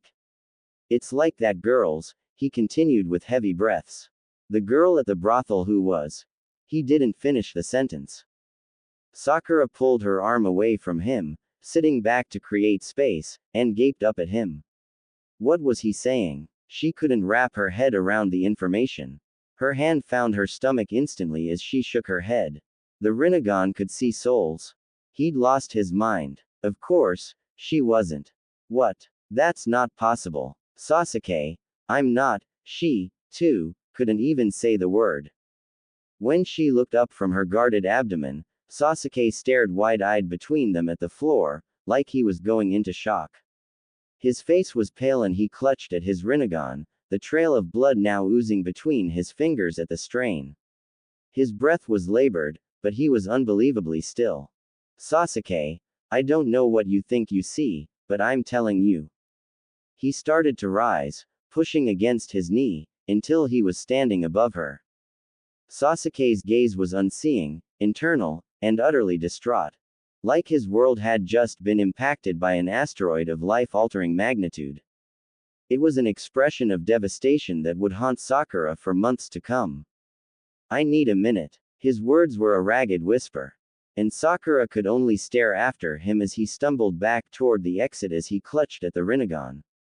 There would be no pleading with him to stay like she had on the border of the land of waterfalls, taking his hand and asking him to take that minute at her side. Because Sakura was equally stunned, transfixed on his form as he vacated the space, and letting out her own ragged gasp. She also felt like she had just been struck into a million fragments of herself, and she didn't even know where to begin to pick them all up. No, she whispered to the now empty room. It's not possible. I did everything right. She scrambled to her feet and rushed to her bag, spilling the newly organized contents recklessly on the floor until she found the canvas bundle of contraceptives, unrolling the labeled vials of carefully measured doses. She charted them in her mind, the proof of her consistency right before her. She hadn't missed anything, and a single dose lasted a month, and she had packed several doses for the future for both of them. So, it was impossible, wasn't it? Sakura reflected on her symptoms of the last 48 hours and her heart stopped from the jolt of the coincidence. The nausea. The motion sickness that came and left like the wind. The mood swings. No, no, no, no, no. Her brain was moving at rapid speed, and she fell into her medical persona to deal with the shock of it. Absolutely not. She laughed at the absurdity. 3 times. That was it. They had only had sex the 3 times. She had marked the dates on her log. 2 times they were both protected, so it would have to be the first time that they slept together if she considered the lack of coverage on her husband's part and the medical timeline of fetal activity. In the cave, she had let him stop. Think. Back to the timeline. Because of her mission at the brothel, Sakura had been a couple weeks into a dose of contraceptive before their joining in the cave. So, if Sasuke was right, and he was seeing a pinpoint of life in her lower abdomen with the Rinnegan, why hadn't that contraceptive been enough to prevent pregnancy? Sakura glanced down at the pile of bottles and medicines with labels now scattered at her knees. The yellow capsules within one large bottle shined brightly up at her. She snatched up the bottle of H. Perforatum with a shaking hand and brought it up to eye level. She'd taken this to test it for Rugo as an antidepressant the day after she and Sasuke had. Oh shit. Her other shaking hand fell to her stomach once more. H. Perforatum was of the family Hyperaceae. It warded off depression by boosting the metabolism and. Oh no. No. No. No. Had it interacted, she'd only chewed up a tiny piece to test it. The evening after, Sakura had taken a metabolism-boosting herb that had the potential to burn off and clear the body of chemicals, reducing their levels and effectiveness. Like her freaking birth control.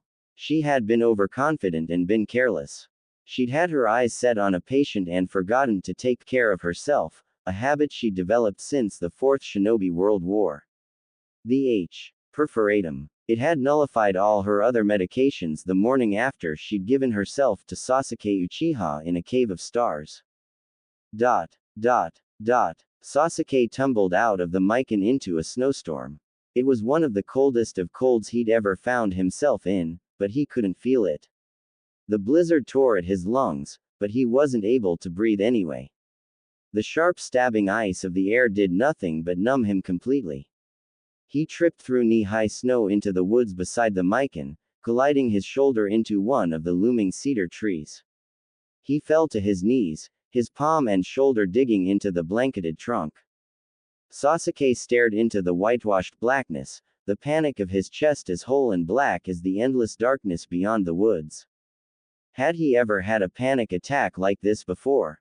Sasuke had once been trapped by the eyes of Orochimaru in the Forest of Death, a prey locked in fear by a predator, the killing intent so strong that it paralyzed him at Sakura's side. He'd had to stab himself in the leg then, to break the paralysis and save them both. But now, Sasuke felt like that once more, staring and caught by that black unknown of the future that would come to fruition as a consequence of his own actions. He had known immediately what he was seeing when his eyes had found his wife. He'd seen it before. The iridescent glow of life that only the Rinnegan, the Eye of Gods, could detect. That girl at the brothel whom Sakura had gone to great lengths to try and help, also concealed such a life deep within her abdomen. No amount of staring at Sakura's stomach had made the little sun change. It glowed, and glowed, and glowed in its undeniability. It was one thing to fantasize about such a scenario in a future pretense after Sasuke had established the unwavering peace for generations to come. After he'd done his duty to the world. But now that he was faced with the collapsing present, Sasuke felt himself go absolutely pale. Drained from blood like he had become the walking winter of his past. A past he'd never, ever live down or be able to account for now. How was the spring of life ever supposed to bloom in the wake of the frozen path he'd leave his descendants? He'd have to turn and face his child with all of his recorded history, admit to his wrongdoings and crimes, and one day try to explain it all to them. How he'd turned on the leaf. Betrayed his friends. Had tried to kill their own mother. He almost threw up right there, coloring the white snow with bile, at that sudden realization. The shame alone would cripple him before he even got the chance to try to confess and explain. With every labored breath, came the critical voices that Sasuke had internalized in the last several months. If you want to know what I think it would be best for both Naruto and Sakura if you left and didn't come back, even I can see that Sakura suffers greatly because of you. I have to ensure that you are the man that Naruto says you are. You're not going to do this isn't who you are anymore. The devil, he's finally come for me. Naruto, and I will not let you be a monster. It is my business when you go and threaten the Leaf and Shinobi world again. Shikamaru said I needed to cut ties with you, that being with you was a risk. Tell me how I can love you and still protect the world from you. He's just worried about us. Just about what being together might mean for you. What a child might mean. Every phrase came forward like a reminder of how big of a fuck up he still was and Sasuke's unwavering inability to be a decent human being. It was a myriad of stones cast upon his person, each and every word, even though Sasuke had tried to pretend none of those comments had bothered or affected him at the time. But now, it would transcend beyond him. Every declaration would reach his children's ears one day and hurt them, too. Even though Sasuke had envied the role of father in recent days, when it came down to it, Sasuke knew he wasn't the sort of man who deserved to be one, or was even capable of being a good one. Not after everything he had done and continued to struggle with. He was already a selfish bastard for being weak and selfish and binding Sakura to him regardless of his endless isolatory mission, and now he'd. Fuck. He hit his fist into the tree and snow rained down on him from the branches punishingly. He'd gotten his new wife pregnant almost immediately. Despite their conversations, despite private wishes and concrete plans, her hopes and disappointment, none of it had mattered. Only his actions. And his actions had just ruined her entire future. She was a medic, a revolutionary paving the way in science for the benefit of her village, and Sasuke had just made her a mother. And the worst part was that his fear of the past few weeks had just come true. If he continued his mission to investigate the Otsutsuki, he'd make her a single one. Fuck. The anger bloomed into a hotness that spread across his body, but it wasn't the sort of fire to warm him. It only made him feel colder, an icy burning that spread into his head and heart. He hit the tree hard enough to splinter it before bowing his throbbing head over the snow in defeat. His Rinnegan deactivated against his will, the chakra reserves of the pill he'd taken expiring completely. He ignored the pain as the blood now trailed a frozen path down his chin from his eye. He couldn't do that to Sakura.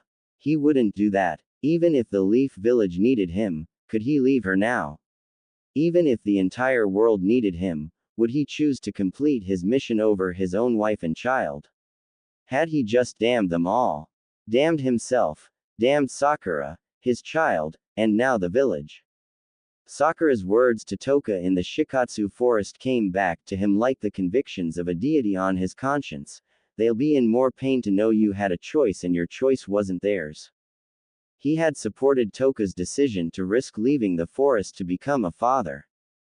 He'd told Sakura it was the right choice. But Sasuke felt like a man who had tried to cheat during the Chunin exams of life and had gotten everyone in his team disqualified for his actions. Scratch that, the entire village and shinobi world sacrificed for his own selfish choice. Sasuke Uchiha had really thought he'd be able to take a chance on love, take risks by being careless with that love, and still be able to choose the world when it came down to it. That he would be capable of such selflessness if this exact scenario presented itself. He'd thought things would go his way and that's how he'd rationalized his actions. But he had been wrong. The power to destroy them. It had manifested. What had he done? What could he do? What should I do? What should I do? Oh fuck. What do I do? It was an echo in the windswept dark. And for a long moment, Sasuke stared into the black as he forced his breathing to calm, waiting for an answer that wouldn't come. He thought of Naruto suddenly as his lifeline, a man who was a husband and soon to be father, himself. And Kakashi, too, with his persisting wisdom as their sensei. Sasuke imagined their presence before him in order to ground himself, and he squinted up into the raining snow to see their reacting faces. He pictured Kakashi rubbing the back of his neck as he looked down at his student with a sigh, giving Sasuke some ridiculous fatherly speech about sex and about how these things happen, but Sasuke cut off the imagined voice before it turned into something more lecturing that he couldn't swallow right now. He shook his head and pictured Naruto instead and what his blonde friend might say to him in this exact moment. Naruto wasn't smirking or smiling like Sasuke might think Naruto would be at hearing the unbelievable. Instead, his friend was squatting before Sasuke, blue eyes boring into black with that calm stillness of a sure mind. One step at a time, the vision of Naruto told him. Going back in there is what you're going to do first. Oh fuck. Sakura. He'd run out of there, fleeing as soon as he'd found out. He'd done it to protect her from his reaction, knowing that he was about to completely lose it, but bolting is exactly what she would expect him to do. What everyone would have expected him to do. His self-criticism returned. Which is why you're a shit husband and already a poor excuse of a father. He hadn't even given her a chance to react, hadn't stayed when it counted most. He dropped the truth on the both of them and left her to deal with that revelation on her own while he ditched to process privately. He couldn't even imagine what she might be thinking right now. The comprehension steeled his spine, and Sasuke pulled himself off the frozen ground, reanimating his own frigidness into a slow movement. He faced the Mikan and took a steadying breath. Breathe and move. Breathe and move. He took Naruto's advice and focused on the steps, down to the very basics that his overwhelmed mind could handle. He might not be able to handle this new outcome of events, but he could put one foot in front of the other and move his damn lungs. He stumbled, the chakra depletion making it difficult to find his footing. He ignored that, pushing forward, until he was once more at the entrance to the Mikan. He stared at the door, expecting to hear the devastating crying and desolation that he'd left behind, but there was only silence. It worried him and gave him the remaining courage to slide the door open silently. His heart wouldn't be able to handle seeing her so shattered over this, and he mentally braced himself. But what he saw was worse. Sakura was on the floor, on her knees with her legs fanned out to the sides. She was bending over something in contemplation, and when Sasuke came into the room to witness the scene more clearly, he had a new, more intense sort of panic attack. Laid out before her was an unfurled canvas bundle of small bottles, needles, and medicines, and Sasuke had seen something like that before. In a vision in a brothel as Sakura handed Tabi an identical assortment. Sakura's voice from that vision came to the forefront of Sasuke's mind. Do you suspect that you're pregnant? Do you want to keep it? Do you want this baby? There are ways to. In the dim firelight of the hearth, he could see Sakura holding a glass bottle of pills in her right hand, a serious expression on her face as she weighed it up and down. She twisted the cap back on after dumping a few of the pills in her hand back into it. Sasuke reacted before he could even think it through. She gasped in surprise as his hand found her wrist and he confiscated the bottle. He projected it across the room, a shatter of glass against the wall freeing the capsules within. What are you doing? He hissed, kicking away the rest of the medicines laid out on the ground before grabbing her chin. What did you just take? He flustered distraughtly, reaching out with his fingers toward her mouth and pushing firmly against her teeth to pry them apart. Sasuke. What are you? She stood suddenly, pushing his hand away from her, and he took a step back. Why did you just do that? She responded in astonishment. She stared at him with confused frustration, and Sasuke's anger faded to desperation. Sasuke could only conclude that she might have done something drastic. Something like taking matters into her own hands to guarantee their agreed upon future, the one where a child comes second to everything else, or not at all, as she had declared back in a cave of stars. It was the sort of self-sacrifice she would make, if Sakura thought that Sasuke wanted her to. And Sasuke had fled the house like a fucking idiot and given her every reason to believe he didn't want this child. And oh god, he just realized he wanted this child. Nothing else mattered when he believed she had just taken measures to rid herself of the problem. And now he couldn't even activate the Rinnegan to witness it. He had no idea if that little sun still throbbed. He slid to the ground before her, dropping to his knees and placing his hand on the floor in front of him. Tell me you didn't. He wanted to beg her, to slide his hand to the back of her knee and clutch the fabric there and beg her to undo it. But he couldn't even bring himself to touch her, and he felt like he had no right to make such a request with the situation he would put her in. So, he just knelt there in his own panicked stillness. If you want to do this for yourself, that's one thing. He tried again, but shook his head, because he couldn't bear to think about that, to agree to it, even if he should. Wait. No. I'll do whatever it takes. I'll do whatever you want. Tell me what to do and I'll do it. Dot. Sakura stared down at Sasuke in absolute shock. He was covered in snow, pale as a ghost except for the crimson stripe of blood down his face, and his icy hands against her skin had been a shock to her system, more so than his unpredictable behavior of taking the H. Perforatum capsules in her hand and throwing them across the room. He bowed before her as if for once, his Uchiha pride meant nothing. As if he now understood the depths in which Sakura had once suffered in his presence as she pleaded with him to come home.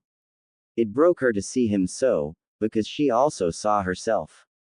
He was mumbling apologies, asking for forgiveness, and when his hand twitched in her direction, Sakura fell to her knees before him, too, joining him on the floor once more.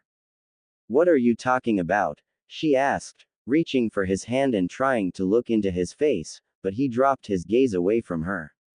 What is going on? Sasuke, listen, we don't know for sure if I'm really, so let's just be calm and think about this.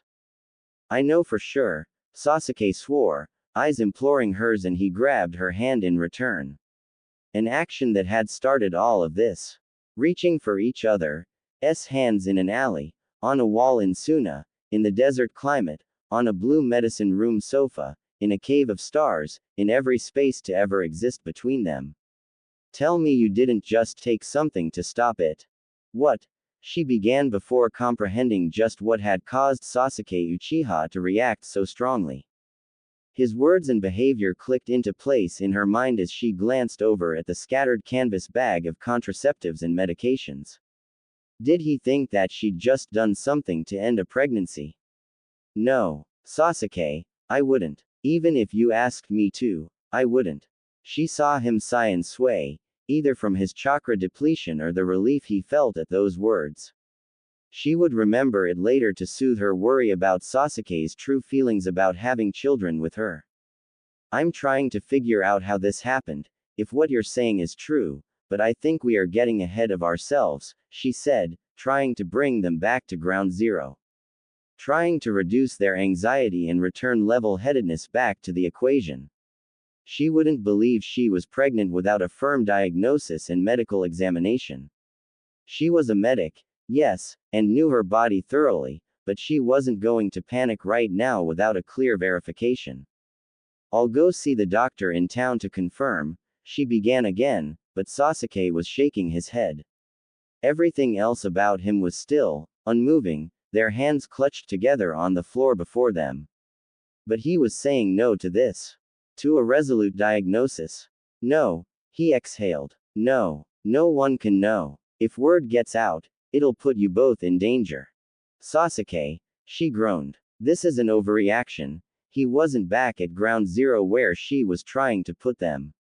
He was beyond it. He was problem solving, paving the way for the future, and Sakura was still trying to convince herself that she was in fact, not pregnant. Tell me what you need to confirm, and I'll get it for you myself. If it's not an emergency, we need to keep it a secret. Especially if the Zenshin are still after you. She rolled her eyes at the mention of the group but didn't deny his rationale. She moved on. Is there any way that you're wrong? At all? What if it's a mistake? If there's something going on with your Rinnegan? He steeled his jaw in a way that revealed he was biting back the words on his tongue, and he looked away from her, but Sakura didn't know which words they might be. Was he angry that she didn't believe him? Sakura knew he wasn't wrong. But she wasn't going to let herself believe it yet. She wasn't going to get swept away by an unconfirmed dream and imagine that future yet, not with a measurement that she couldn't prove or see herself. Not to have it ripped from her grasping and greedy hands. I'm sorry, Sakura, he whispered, releasing her fingers and bringing his hand to his own face to clutch his eyes. I'm sorry I did this to you. This is my fault. Stop, she ordered, closing the space and reaching for him. Her palms enclosed his jaw and brought his eyes to her, looking deep into his non-squinted, bloodless eye. It's not your fault. He scoffed bitterly, disbelievingly, pulling his face free from her hands to avoid her eyes once more. Let me explain, she confessed, trying to steer him back to her with her left hand, a pressure against his stone-cold cheek. I messed up, okay. Don't blame this on yourself. If I am pregnant, then it was my fault. I misled you and told you we were okay, and I thought we were at that time, but that day in the Shikatsu forest, I made a mistake by sampling the yellow-flowered plant intended for Rugo. It must have interfered with my contraceptives chemically. I can explain it in more detail, if you'd like, but... Sasuke said nothing, as unmoving as the ice of which he felt like. After a moment, He shook his head again. It doesn't matter. It was still my recklessness that got us here. Sakura wanted to laugh at the absolute absurdity of the likelihood. The one time, all the stars had aligned for their plans to be derailed. Pregnant. Pregnant. Ha. She couldn't believe such odds. The first time they'd had sex, she just so happened to be ovulating, had taken a contraceptive, and then also made an honest mistake in chewing on the one native plant in the region that might interfere with birth control, resulting in the cellular Big Bang of life. That night, the night when they'd talked of orbits and cellular bodies of mass, it had been the official beginning of them. But it had also created something else. Something new. As a byproduct of their celestial collision. If I am pregnant, she tried to begin, swallowing and emphasizing that word for herself as much as Sasuke, but Sasuke interrupted her, clutching her hand and slowly pulled her closer to him. You are Sakura. You have to believe me. His black, unseeing eye roamed down her chest and stomach to land on her abdomen. He squinted as if he might be able to see it without the Rinnegan. It's the sun, you know. The pinprick of life. All souls look like that. It's an unmistakable identifier of life. You already know the truth, Sakura.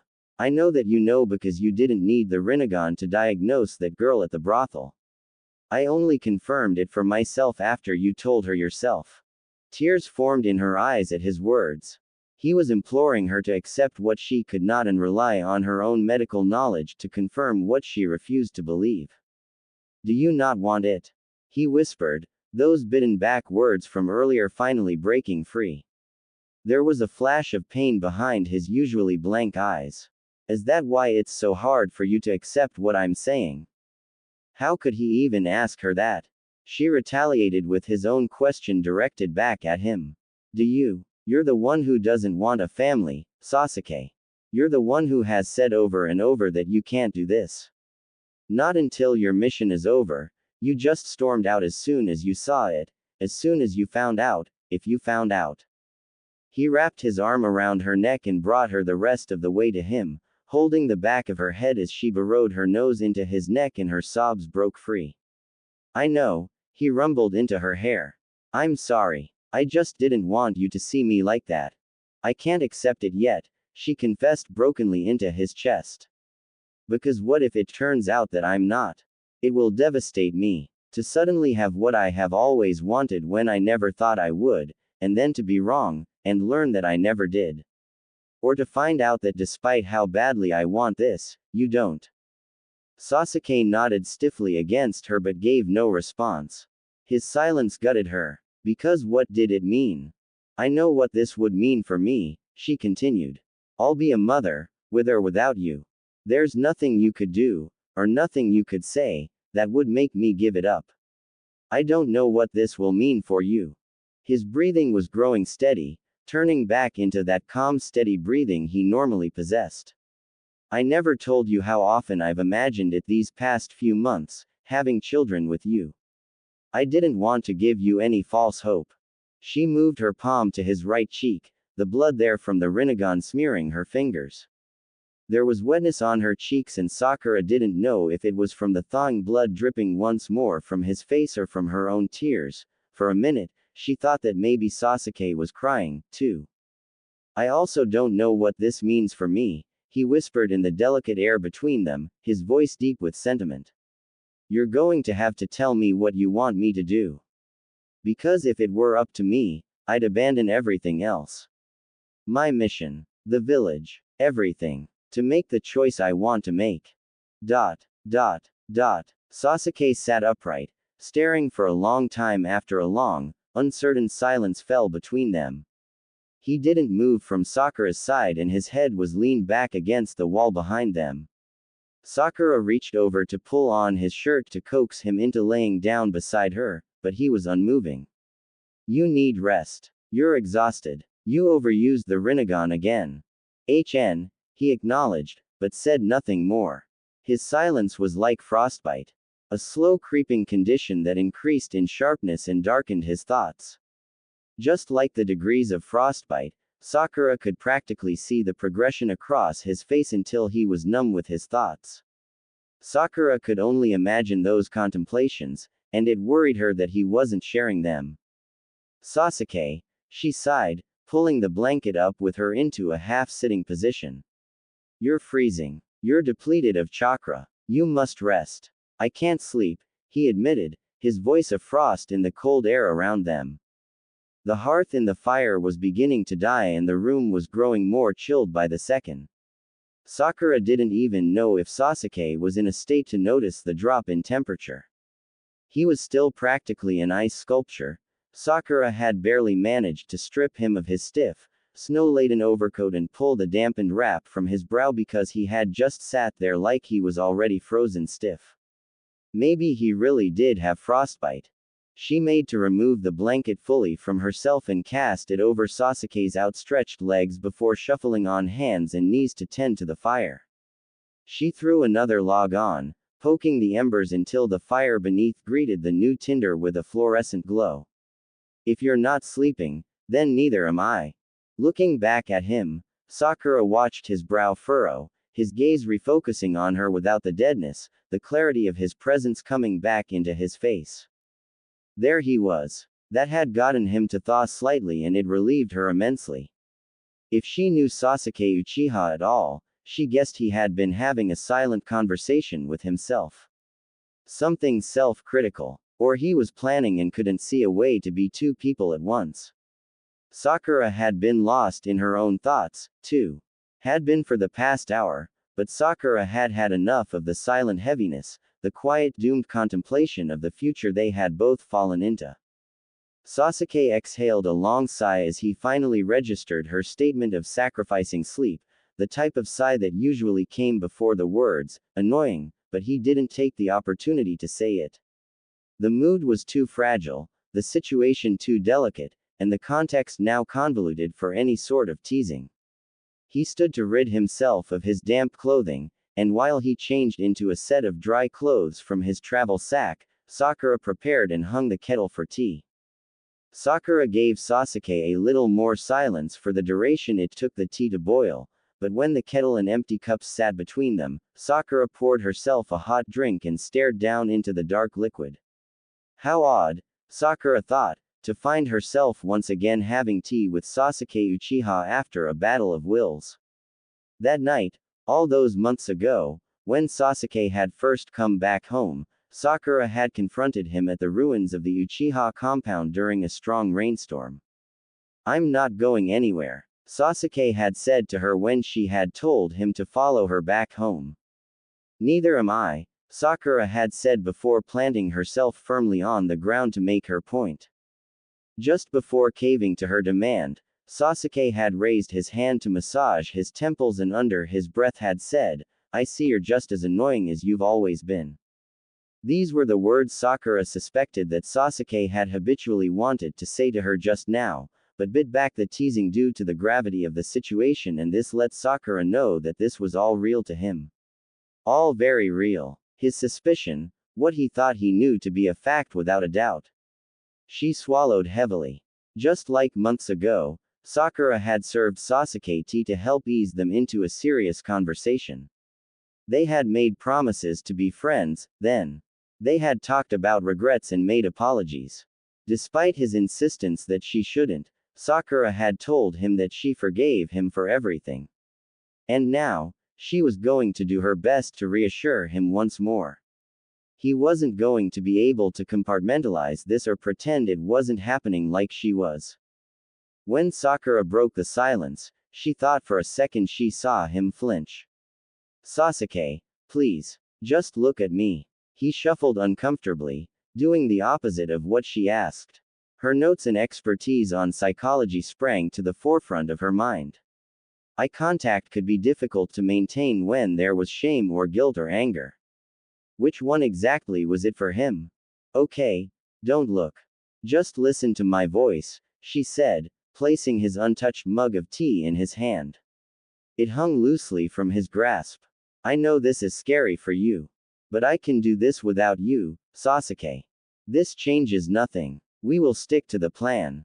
He visibly winced like the words were blows to his person. He broke his silence with a scoff and shook his head before setting his mug back down between them, casting it off like he couldn't even process this conversation and hold something at the same time. This changes everything, Sakura. Sakura stared into his eyes when they finally found hers. There was exasperation in the black and purple, but she implored him to listen and consider what she was about to say. Listen to me carefully. I meant what I said back in the cave. I'm not going to ask you to make that impossible choice, Sasuke. I'm making it for you.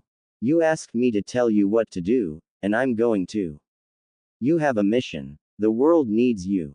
He just stared at her before narrowing his eyes. He looked away, brushing his hair back away from his face. He turned back to her. And you don't. How can I just go? How will you not hate and resent me for abandoning the both of you? Did she need Sasuke more than the world did? Shikamaru's recent words pushed forward from the depths of her consciousness to remind her of his plea. Do you need him more than the world does? I care about the ninja world, Konoha, and our current peace. That should be your priority as well, Sakura. If cutting Sasuke off is something that will save all of us, I am begging you on behalf of the world to do so.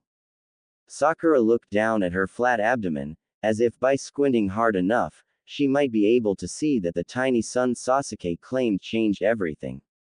Sasuke, too, followed her gaze.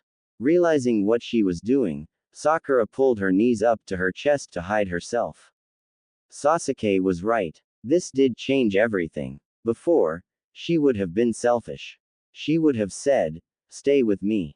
But now, if she were really pregnant, Sasuke would be securing the peace for the world, all the shinobi nations, Konoha, and their unborn child. That realization alone gave her the strength to be selfless. She sighed in resignation. Like many women before me, I'll do what I have to do. And what? Give up everything. Your work. Who you are. Because of me. If I have to, yes. He shook his head. Sakura, I can't ask that of you. It's always been the plan for me. It wasn't your plan, Sasuke. But I want you to know that I wanted this. Maybe not in this way, or this soon, but it was always what I wanted eventually. I want this more than anything else. Sakura took a moment to reassure herself that she didn't have to give up her work to become a mother. She knew that life moved in seasons and that whatever path she decided to take in motherhood, she wouldn't be alone even if Sasuke was as far away as other worlds. Sakura knew the kind of support system she had back home, and she knew it would be a difficult adjustment, but she could do it. As many women before her had, and some were half as lucky as she would be. Sasuke sighed. She knew he was cracking, the stoic facade crumbling. He was so close to telling her how he truly felt, but he was holding back. Perhaps he didn't want to burden her with his words since he already believed he was burdening her to a life of single motherhood. Say it, she urged him. Just say what you're thinking. Her words were the pressure against the cracks, like the increasing accumulation of snow on a roof, to collapse the ceiling and walls of his reluctance entirely. I wanted this, too. Later. Eventually. At a time where I could be present for it. But you and everyone else, you're asking me to let it go. To miss it all. And I know it's what I should do. It's what I've already committed my life to do.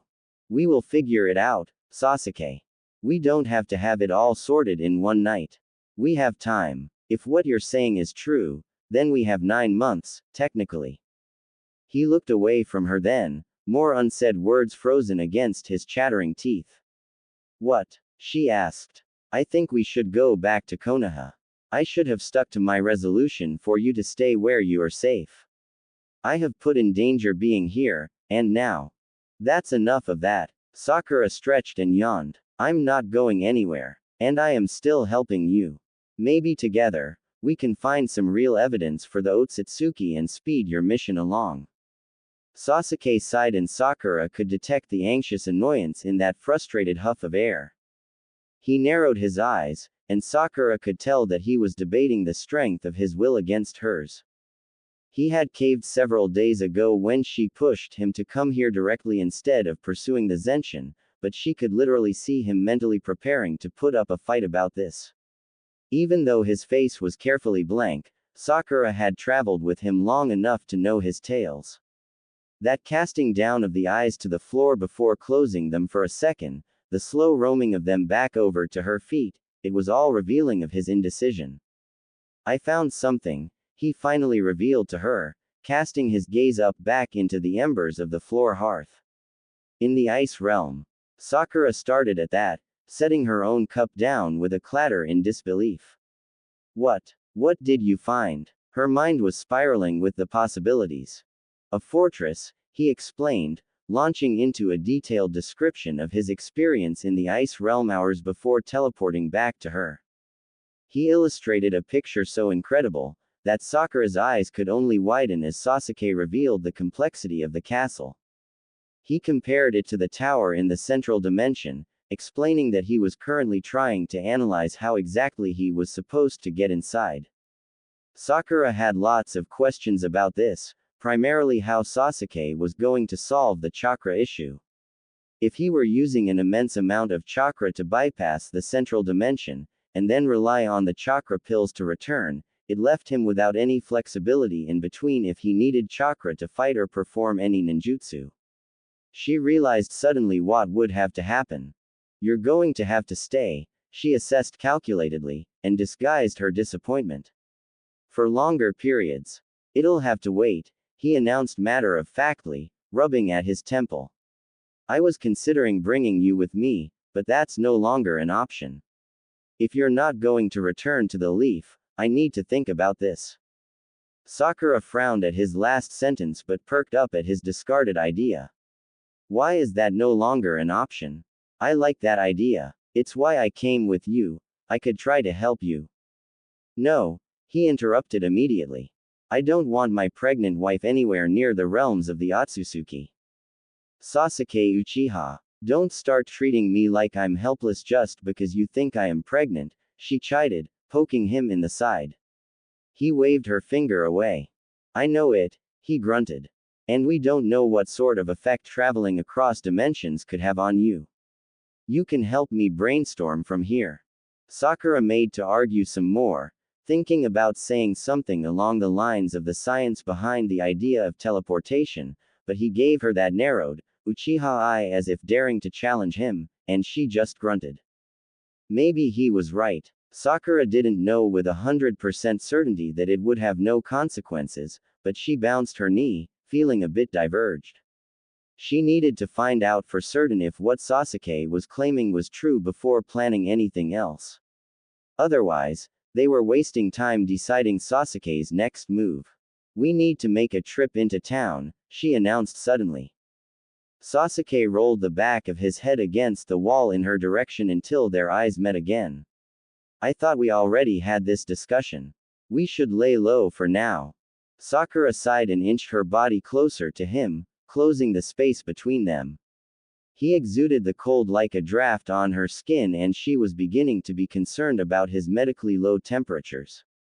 His eyes widened when her hand found his frigid cheek. I know what you're afraid of, but don't be. Your fear. It'll consume you, Sasuke. You're imagining the worst case scenario for everything. He attempted to pull her hand down from his cheek, but her hand was unmovable. You don't know what it's like to lose everything, Sakura. I do. And now, I'll have more to lose. Why do you think I walked away from all of you back then and severed all attachment? Look at me, she pleaded, and his opened eye found her face.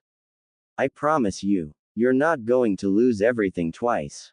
Even if the world faces another threat like Kagaya, we won't fall. Because we've already proven that we won't.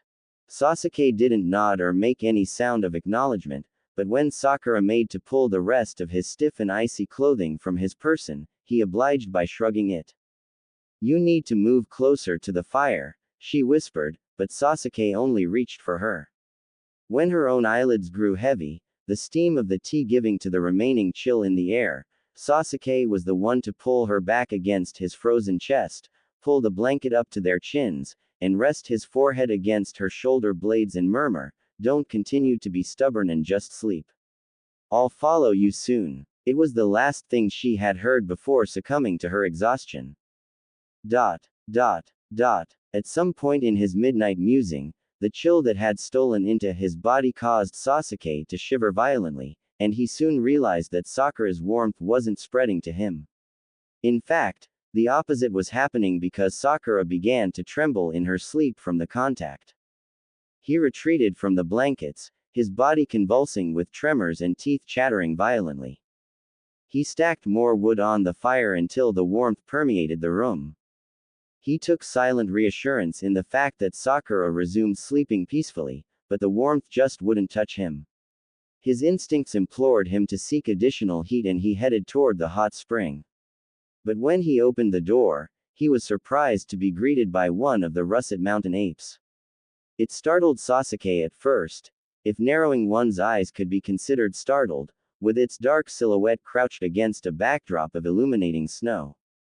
It stared at him, and Sasuke stared back for a long moment, two creatures regarding one another as they predicted the other's next move. Was it separated from the rest of the group? Alone, like Sasuke often found himself. When the animal didn't scurry away from fear like he thought it would, Sasuke allowed the little creature to play on his emotions. Fine, he sighed through chattering teeth. He retreated back inside quietly, digging through his clothes for a discarded ration. Sasuke had often been hungry on the road, so it wasn't unlike him to share his food out of sympathy with a wandering critter that happened to cross paths with him. Sasuke ignored his own insanity and crouched down despite his shivering and shakily handed the reaching monkey the small piece of dried fish. The ape chattered excitedly before darting off a few feet and devouring the snack. Sasuke grunted humorously before making his way through the snow to the hot spring that bubbled in greeting. He slipped into the heat with a sigh of relief. His teeth immediately ceased to clack together, and he reclined until the water was up to his nose. But he heard a small noise behind him and looked up to find the small ape had followed him and was currently studying him curiously. I don't have any more, Sasuke grumbled, choosing to ignore the creature's imploring gaze. After a moment of receiving nothing more from the human, the monkey plopped down on its hind legs and sat there, content to groom itself. Sasuke sighed when he realized the animal wasn't going to go on its way and he decided to ignore it. But after about a half hour of mutual silence, Sasuke decided to engage his new silent companion. Don't you have a family? He asked, half expecting the ape to run off at the sound of his voice. Did they send you off on an errand for the good of the rest of them? The ape didn't make a move or a sound, just continued to groom itself at Sasuke's shoulder. You seem young, so I'm assuming you don't have any children waiting back at home for you. Or a woman. And at that phrase, the monkey slipped into the heat of the hot spring, too, warming itself at a respectable distance.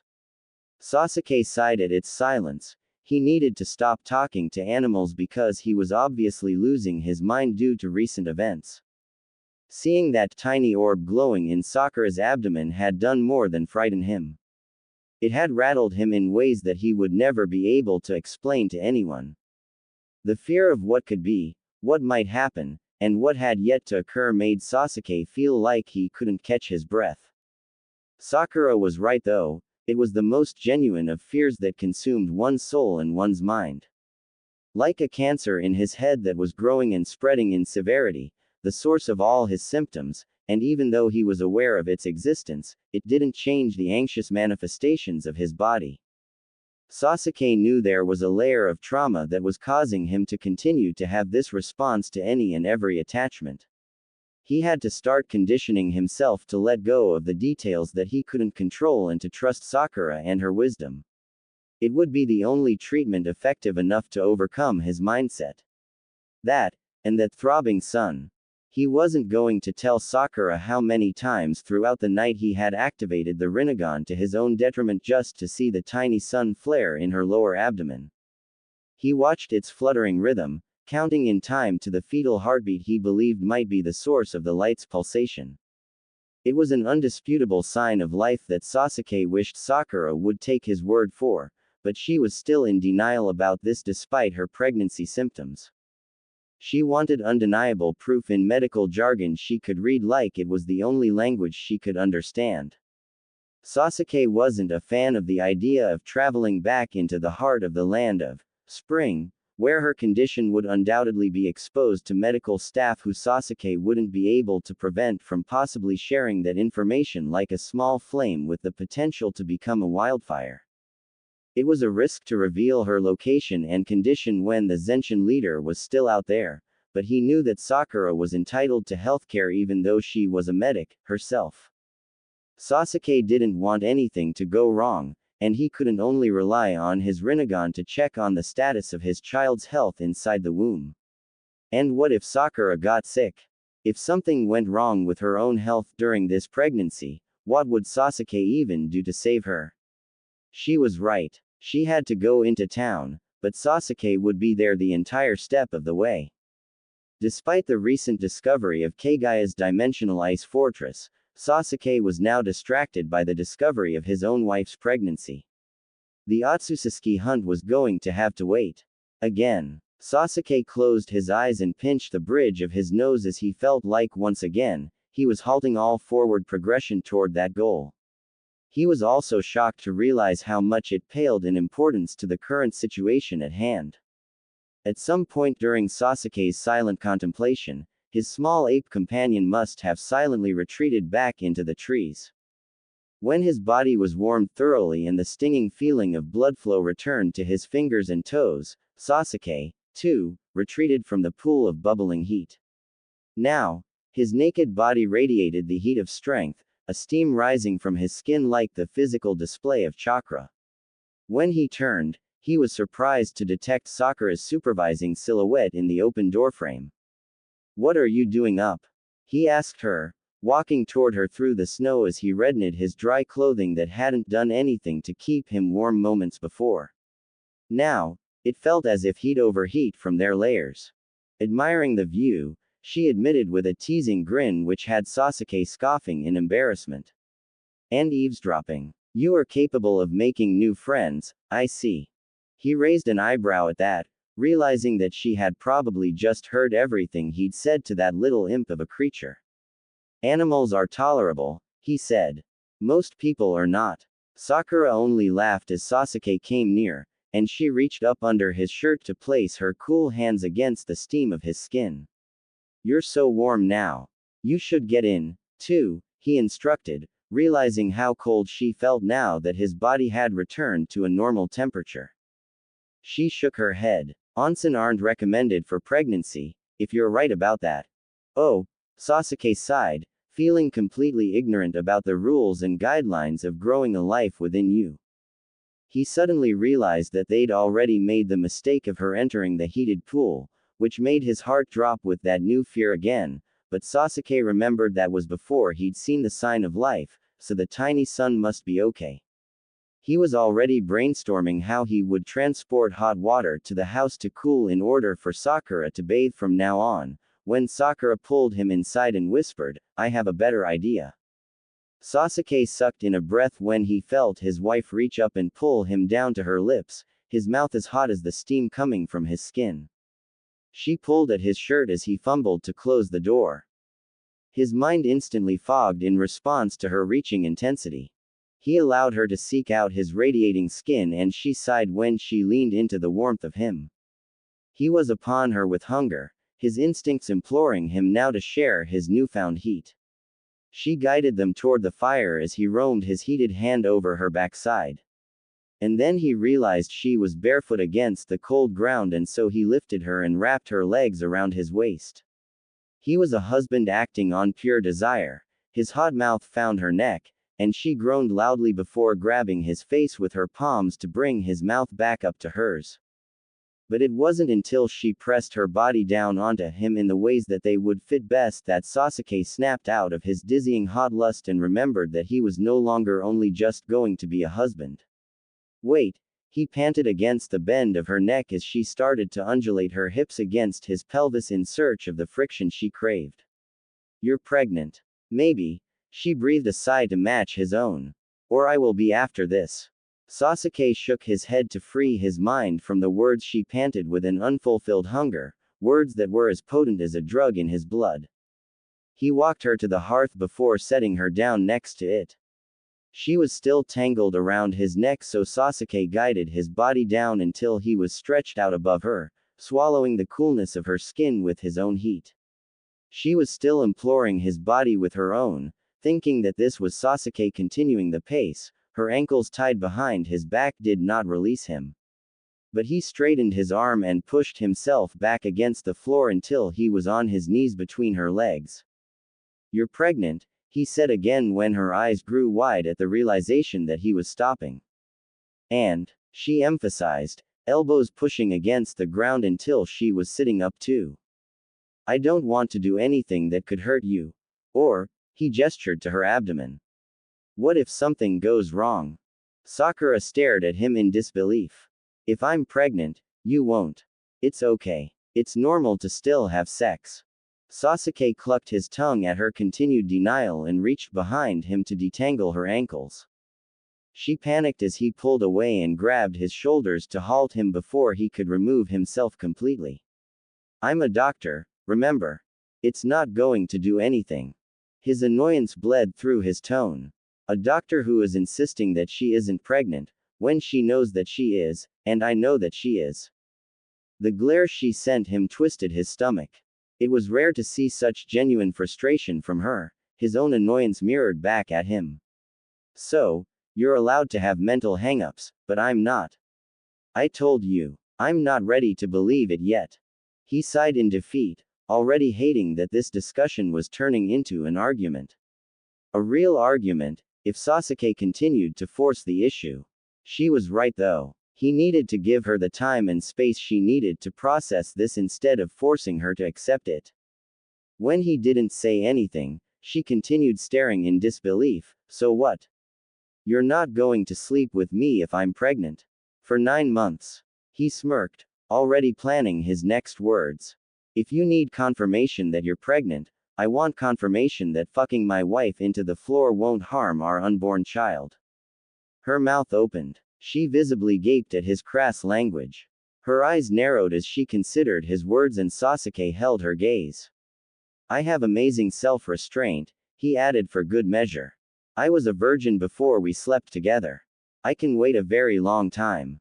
Her narrowed eyes became challenging, and it unnerved him just a bit, not prepared for what she would do next. "You think so?" she contested, reaching for the hem of her shirt. She pulled her tunic up slowly, the fabric trailing the flat plane of her stomach and across her breasts. She pulled her simple black bralette up as well, the small swells of her chest bouncing as she freed them from the restraint. Sasuke blanched at her firelit skin, her flesh as pink as her hair and hardening from the brisk cool air. He sucked in a sharp breath when she rolled onto her stomach and made him watch as she slipped the hem of her leggings slowly over her ass in the exact same slowness so that her flesh would spring free of the tension. Fuck. His hand twitched to take a fistful of her skin. He thought he had self-restraint. But she knew him. She knew the thirsty man in the desert was who he had become now because she had become the oasis that beckoned to him. Sasuke closed his eyes to try and control the rush of blood south. He was grateful he had slipped his pants back on as soon as he had crawled out of the hot spring, or his own flesh would be breaking free. Sasuke turned her back around so that she faced him, and she let out a small little moan at the movement. Fuck. If she kept making sounds like that, she was going to win. He stared hard at her abdomen. There was a baby in there. She could deny it all he wanted, but that child was alive and growing. Sasuke would be damned if his weak flesh caused an end to this unbelievable dream. He wouldn't risk it, no matter what. There are other things to do. He pulled her to him, her knees cast over his shoulders. He went down on her as he had never done before, with absolute fucking thirst. Eventually, when they both were finished experimenting in new ways of pleasure, she stared up at him with those gorgeous green ivy eyes, the only sign of spring in this land of ice. He shuddered and moaned, panting hard as he bowed over her head. And he realized suddenly that she was the only spring of life that would bloom in the wake of his frozen path. His descendants would bloom simply because Sakura did. She was smiling. I'm all warm now. He kissed her mouth, tenderly. I'll draw you a bath. And he did. There was a bath attached to the house that hadn't been used in some time. Conveniently, it was closer to the hot spring than any other part of the building. And when the tub was full to the brim, cooled to a comfortable steam, Sakura pulled him into the tub with her until her head rested against his chest and they both closed their eyes in appreciation of the warmth. You brought up confirmation. Does this mean you've relented about going into town? He nodded. I thought about what you said about my fear and you're right. My fear for you could ruin this, too. The temptation to hide you away will persist, but I realized what this means. It's doubtful. Not in you or your abilities, but myself. I wasn't able to do anything back then when my brother slaughtered my family. I spent my entire adolescence chasing power because of that. And instead of using my power to become a protector, I became an avenger. I'll live a life of redemption for that. But now, I can have faith in myself. I won't sit by if someone comes after my family. Never again will I be the helpless child of that night. And you and I together are a fearsome thing to mess with. She smiled so broadly that Sasuke could feel it even with her back to him. She laid back against his shoulder. Bravo, love, you're right, and I'm proud of you for coming to that conclusion finally. It doesn't mean I want to throw all caution to the wind, he amended quickly. But let them dare to come. Naruto was right, too. You don't even know the depth of power within you until there's something worth protecting. His palm reached down until his fingers were splayed wide over the plane of her still flat abdomen. He felt Sakura's breath hitch as he touched the space where she supposedly grew a new life, a new sun. When do women begin to show? He asked curiously, feeling a little guilty now in his post-sex clarity for sexualizing his wife's pregnancy in the heat of the moment earlier. Her palm covered his own in the water. It varies, but usually anywhere from 16 to 18 weeks. His lips found her shoulder when she sucked in a shuddering breath. God, I hope you're right about all of this. I don't want to face disappointment if we find out otherwise. Close your eyes. I'll try and describe our child to you again. And she closed them tightly.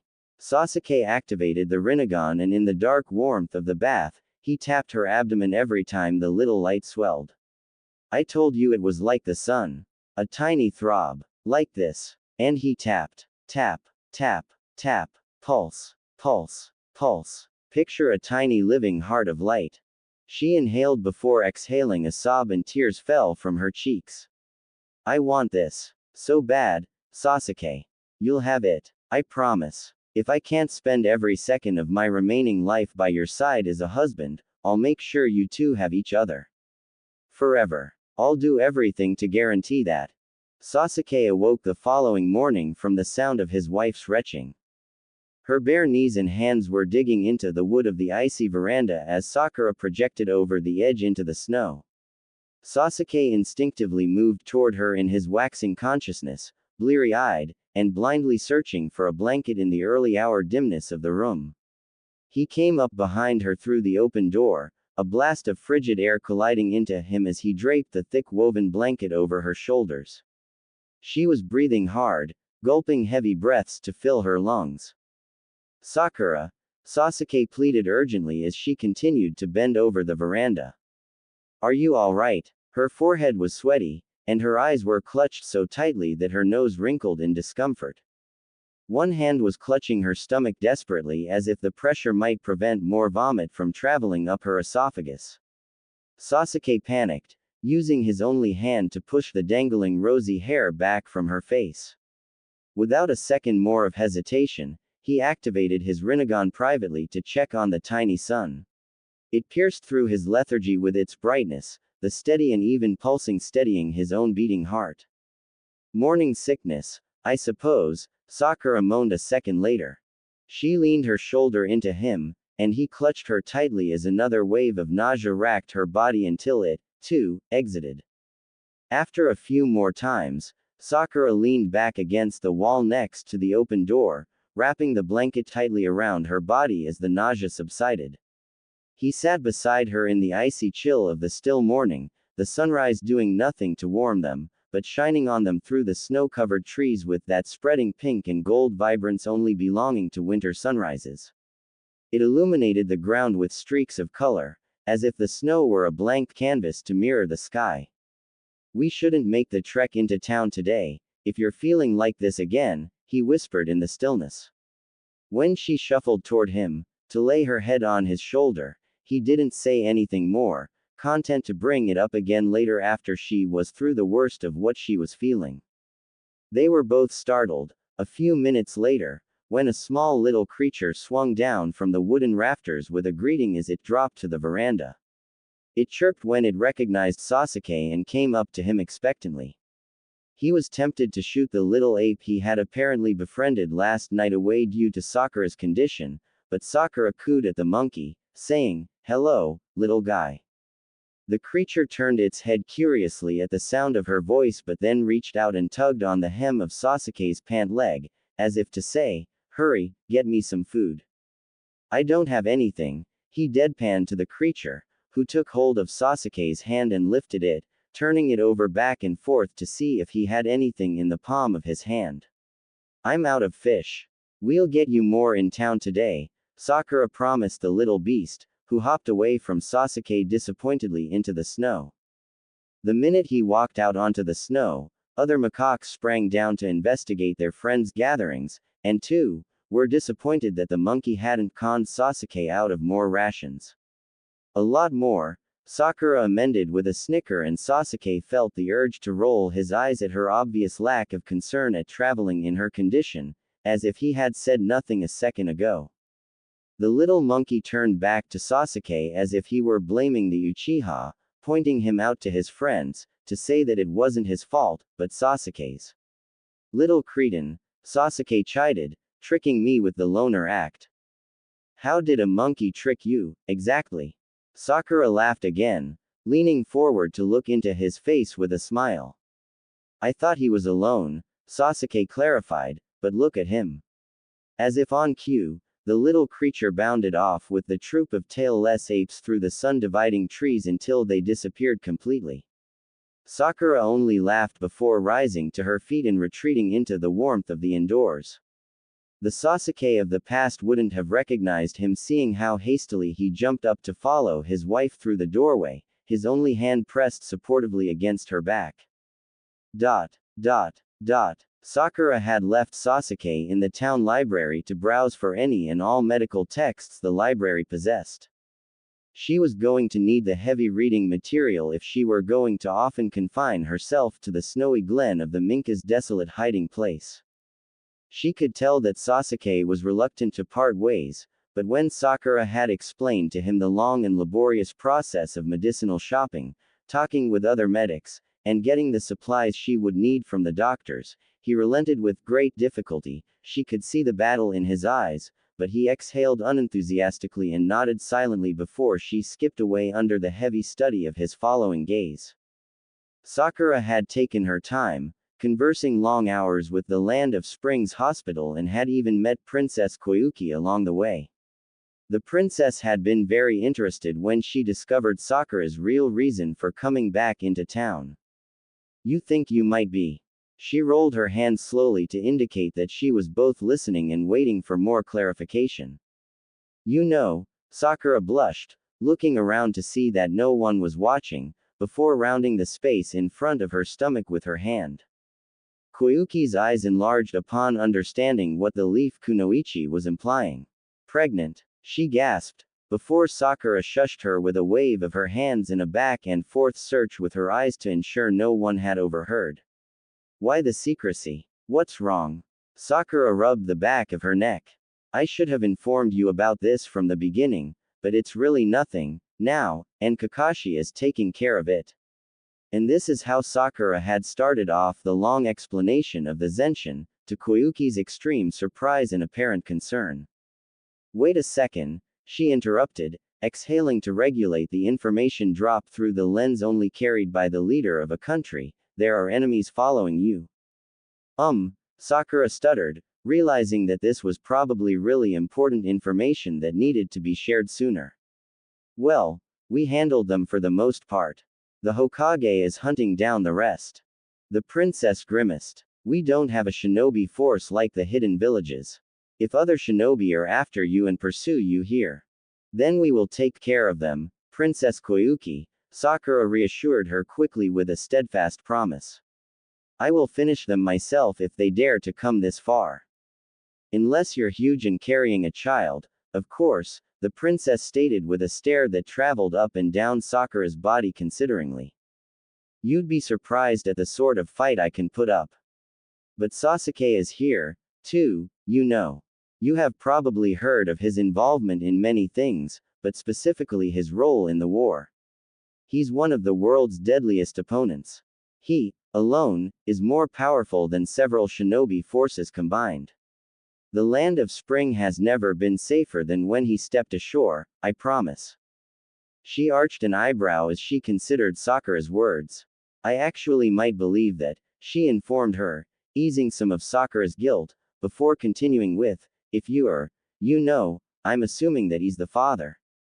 Sakura could only nod before one of the Land of Spring's doctors called her back, and Sakura bowed to Koyuki before she lost sight of her.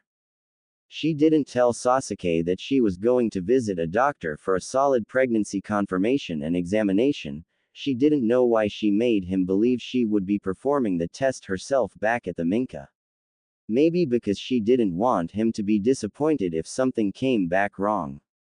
Or see her disappointed and distraught over the loss of the idea she hadn't been willing to even hope to believe in. She took a heavy breath, exhaled a small prayer, before nodding and walking into the examination room. Sakura entered the library with a stream of endless tears running down her cheeks and dripping from her chin. She tried to wipe them away when the two bookkeepers greeted her with shocked wide eyes. She waved them away kindly, reassuring them by saying, I'm fine. They nodded, and after offering to get her something with wary expressions, they returned to their work with double glances to ensure that she was, indeed, okay.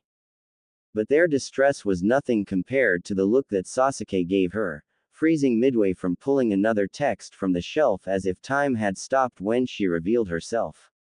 She only cried harder as she ran to his isolated figure deep in the shelves, and she collided into his chest, clinging desperately to his clothing.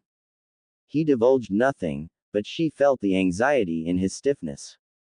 Sakura tried to stop crying, she really did, but she hadn't been able to stop crying since seeing the positive scripted on her discharge paperwork. It was an out-of-body experience, seeing that, and knowing that a life that had once not even existed, now grew inside her lower abdomen. Hearing Sasuke say it was one thing, but seeing the confirmation of that in medical terms she could have written herself, was enough to make her start hyperventilating. She tried to think like a doctor and not a patient, telling herself in her mind what she would tell a patient, but she wasn't a doctor at that moment. She was a woman, a patient, a new mother that had just learned the undeniability of her child's beating heart. And she was just now feeling the delayed response of learning this fact despite what Sasuke had been telling her with absolute confidence for over half a day now. Sniffling and wiping her eyes repeatedly on her clothing, Sakura pulled back from him to try and calm herself, because hugging him was only making her cry harder. That snotting type of cry where you couldn't catch your breath to even speak. What is it? Sasuke whispered, looking into her eyes with an intensity she was starting to become familiar with recently. She shook her head, and she saw Sasuke glance over her shoulder at the nosy, almost gawking at older librarians. With urgency, he took hold of her hand and pulled her with him deep into the maze-like stacks. She only half registered the towering stack of multicolored books and scrolls he had pulled off the shelves for her, a steeple of medical texts that he was now abandoning to retreat with her deeper into the library. So deep, in fact, that heavy metal lantern sconces became the primary lighting, and their surroundings became archaic and ancient, modern research fading into yellowed pages and leather-bound journals and giant scrolls of brushed ink. In the depths of her mind, Sakura admired the labyrinth as a scholar, but she was busy being a new mother at this moment, and could only really register the newfound privacy. When they were alone, she tried to tell Sasuke that it wasn't a trick, or a false hope. That she was pregnant, just as he had claimed. That they were going to be parents. But her voice continued to fail her, so she pulled out the paperwork and pushed it into his hand. He narrowed his black, angular brows in confusion, his face paling when he realized this was an official medical document in his palm. He glanced back up at her with worry-widened eyes, and then back down to scan the wording. When he found the verdict that Sakura knew he would, his eyes flicked back up to her with a gleam of revelation. "You got your confirmation," he sighed in relief, before closing his eyes with an inhale that indicated that he was accepting the verification for himself, too. He leaned his shoulder into one of the shelves they were pressed in between, but his onyx eyes found hers again when she continued to cry. "Why are you crying?" he asked nervously, his fingers reaching out hesitantly to her own in that subtle, special way that had become theirs. "I thought you wanted this." She nodded vigorously and smiled shyly through the falling tears in the only way she could communicate at the moment. He glanced around once more to ensure their concealment before smirking and pulling her the rest of the way to him. His arm wrapped around her neck and breathed her in as he folded her into him. "Congratulations," he murmured into her hair, pulling the strands away from her damp face. She pulled back to smile broadly and congratulate him, too, but rolled her eyes when she caught his own goading smirk. She knew the words he was holding back. "I told you so." She knew he wanted to say them but was holding himself back for her own singular benefit. It was enough to help her regain her composure. "Yes, you were right. Are you happy?"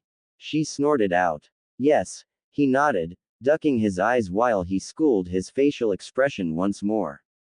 He released all of her but the fingers of her left hand, their hands dangling between them, and turned back to lean his back against the bookshelf.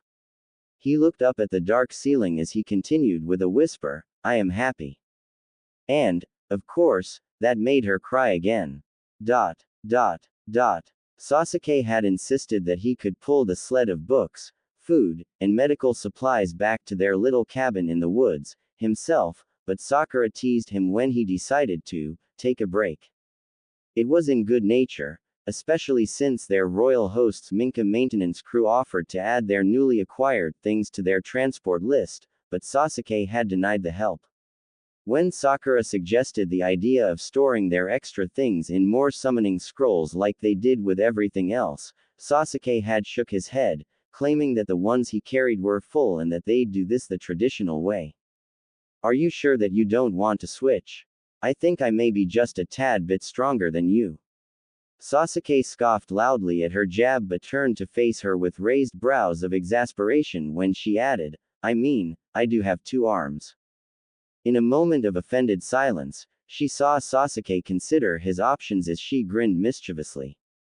What would he do, she wondered. Goad her similarly? Insist she prove it with a, "Go right ahead, then."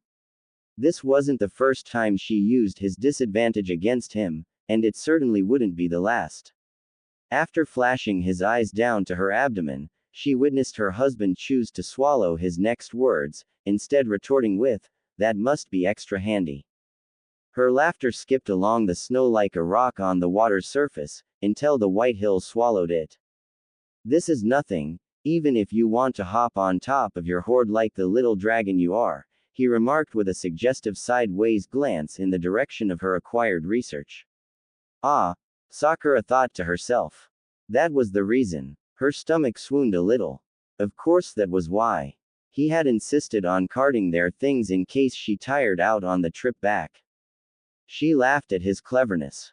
The Uchiha would always be his Sasuke-like self, going to great lengths to reroute everyone's perception of him in order to disguise his thoughtfulness, kind-heartedness, and consideration for others.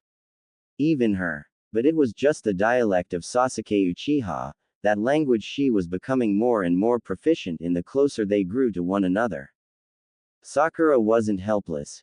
Even in the long days ahead when her body rounded with fullness and life, her feet swelling, and body cramping, she wouldn't be helpless. And there would always be that little feminist urge to insist on reminding her shinobi husband of that fact. But when did a woman allow herself to be taken care of, and allow a man to trust in his own masculine itch to dote on his pregnant wife?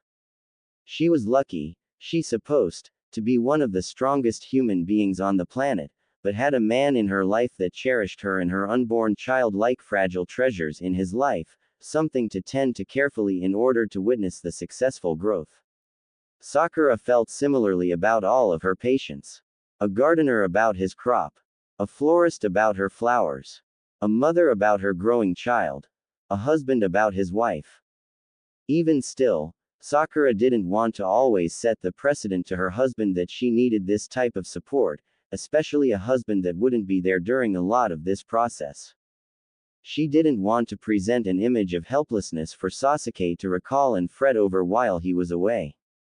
And on that same train of thought, Sakura allowed herself to bend, to be taken care of, because she suddenly realized that this was the only way that Sasuke thought he could help while he was here.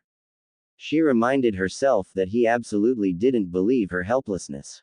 He just wanted to care for his pregnant wife, and so, she would let him.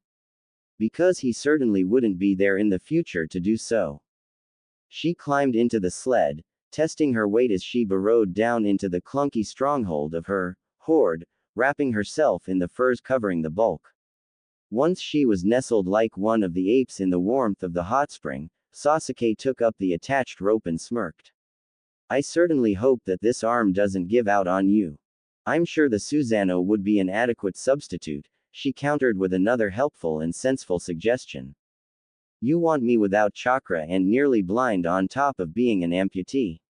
He scoffed while he jerked the sled forward. Forget the dragon. You're like one of those cannibalistic female spiders who devour their mates after reproduction. Don't forget it, she smiled deviously at his turn back. But Sakura noted the increase of his stamina, the ease of his posture as he towed her, and the relaxed cadence of his breath. Which had her highly suspicious that he had only faked needing the break in the first place. In the nighttime comfort of the fire-lit Minka, Sasuke tucked himself into one of the many newly acquired texts he had selected for Sakura's reading material. This one had intrigued him immediately among the selection of books on pregnancy. It was on shinobi genetics and the fetal development.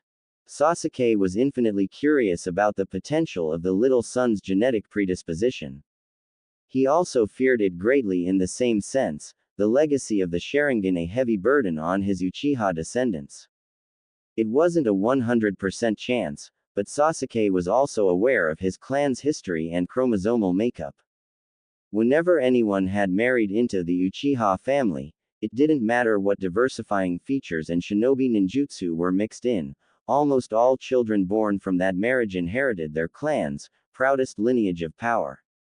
Not always, and it was considered a profound sadness when the revered Sharingan didn't present itself in one of the clan's young members.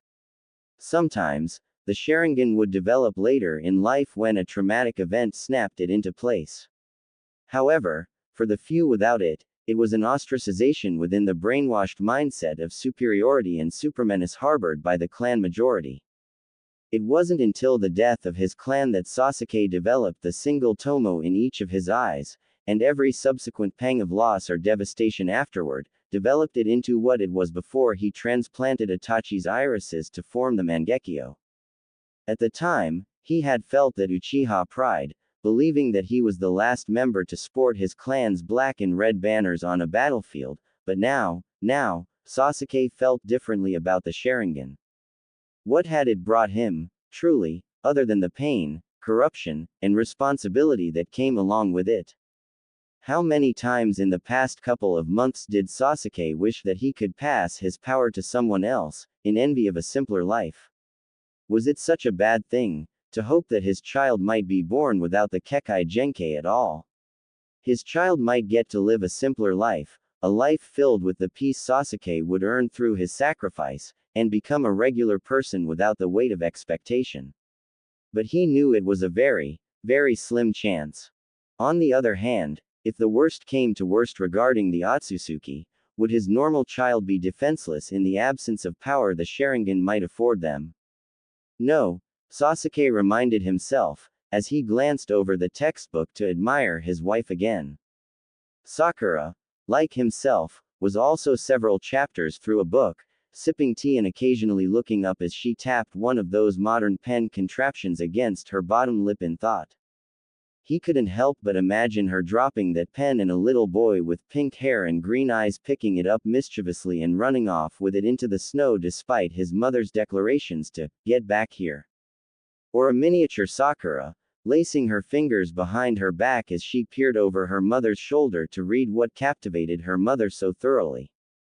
The potential of the future was beautiful, if their children turned out like their mother, full of life and vibrancy, wisdom and intelligence, and maybe even that precise chakra control that allowed them superhuman strength. Sasuke smiled privately to himself behind his book's pages at that vision. But then the foil of that vision came to the forefront of his mind, and he saw a miniature version of himself, frowning at the wall and ignoring all of his mother's lecturing to be polite to others. Sasuke saw the evolution of that person, the traumatic events of life evolving those Tomo-pricked red irises. Sasuke's smile faded to a frown. But no, Sasuke wouldn't let that happen. Because he was going to bring peace to the world.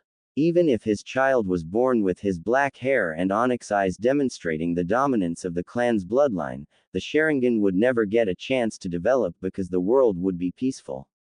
He would be sure of it. What are you thinking about so intently over there?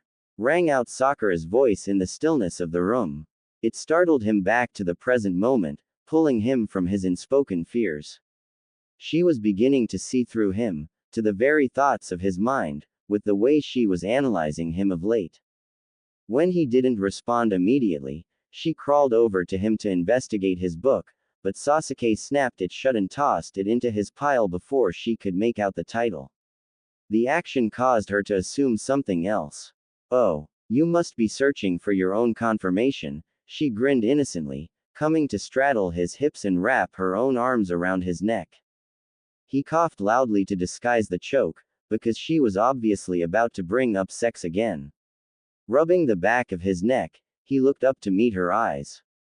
No, but I do remember skimming through a section at the library about hormonal changes in women during pregnancy that can cause them to have a, what was the term? Oh, fluctuating libido. And from the looks of it, I'd say that piece of information has turned out to be true for the most part. He followed that up with a teasing smirk. Sakura's eyes widened and she scoffed in disbelief when he freed himself from beneath her, making his way over to the tea she'd left abandoned.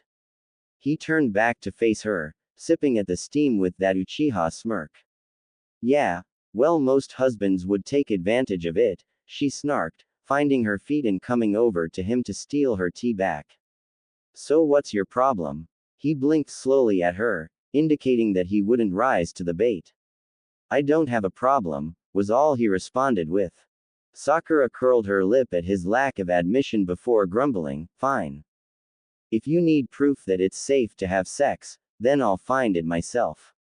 She sat determinedly back down amongst her pile of books and began speed reading the indexes. Sasuke laughed privately to himself and returned back to his own book, already knowing that he had been the one to pre-read the indexes and purposefully slipped any and all mention of sex back into their cataloged locations, after reading them for himself, of course. And what he found wasn't a thorough education on the topic, but it was enough to both reassure and make him wary at the same time. Sasuke wasn't quite ready to resume the very same trajectory that resulted in their current predicament despite the textual evidence claiming that it was generally safe to do so. As soon as he had seen that little son throb with life, he had swallowed his personal desires, because it felt intrusive, disruptive, and no longer private. He wasn't sure exactly how to put the feeling into words. It didn't mean that he no longer found his wife sexually attractive now that he knew. In fact, it was quite the opposite. He just wanted to be careful, for the time being. He was simply high on other things right now and felt fulfilled in other ways to even care about sex. He attempted to feign sleep, until it became real sleep, that is. He hadn't even known he had drifted off until Sakura practically yelled, "I found it." And even in his sleep-induced haze, Sasuke let a small, muffled, "fuck," escape from his lips as he rolled onto his back to gaze up at her. She walked over to him with a book, sitting down beside his parallel form, practically shoving a line of script in his face. It was a footnote, to be precise, a very minor note that he obviously missed from an angle he hadn't considered. She read it out loud to him. Many women will report a decrease in sexual activity during pregnancy due to false beliefs and myths surrounding fetal safety during intercourse. This conclusion is due to a lack of formal sexual health education from healthcare professionals during antenatal visits, which emphasizes the need for trained professionals.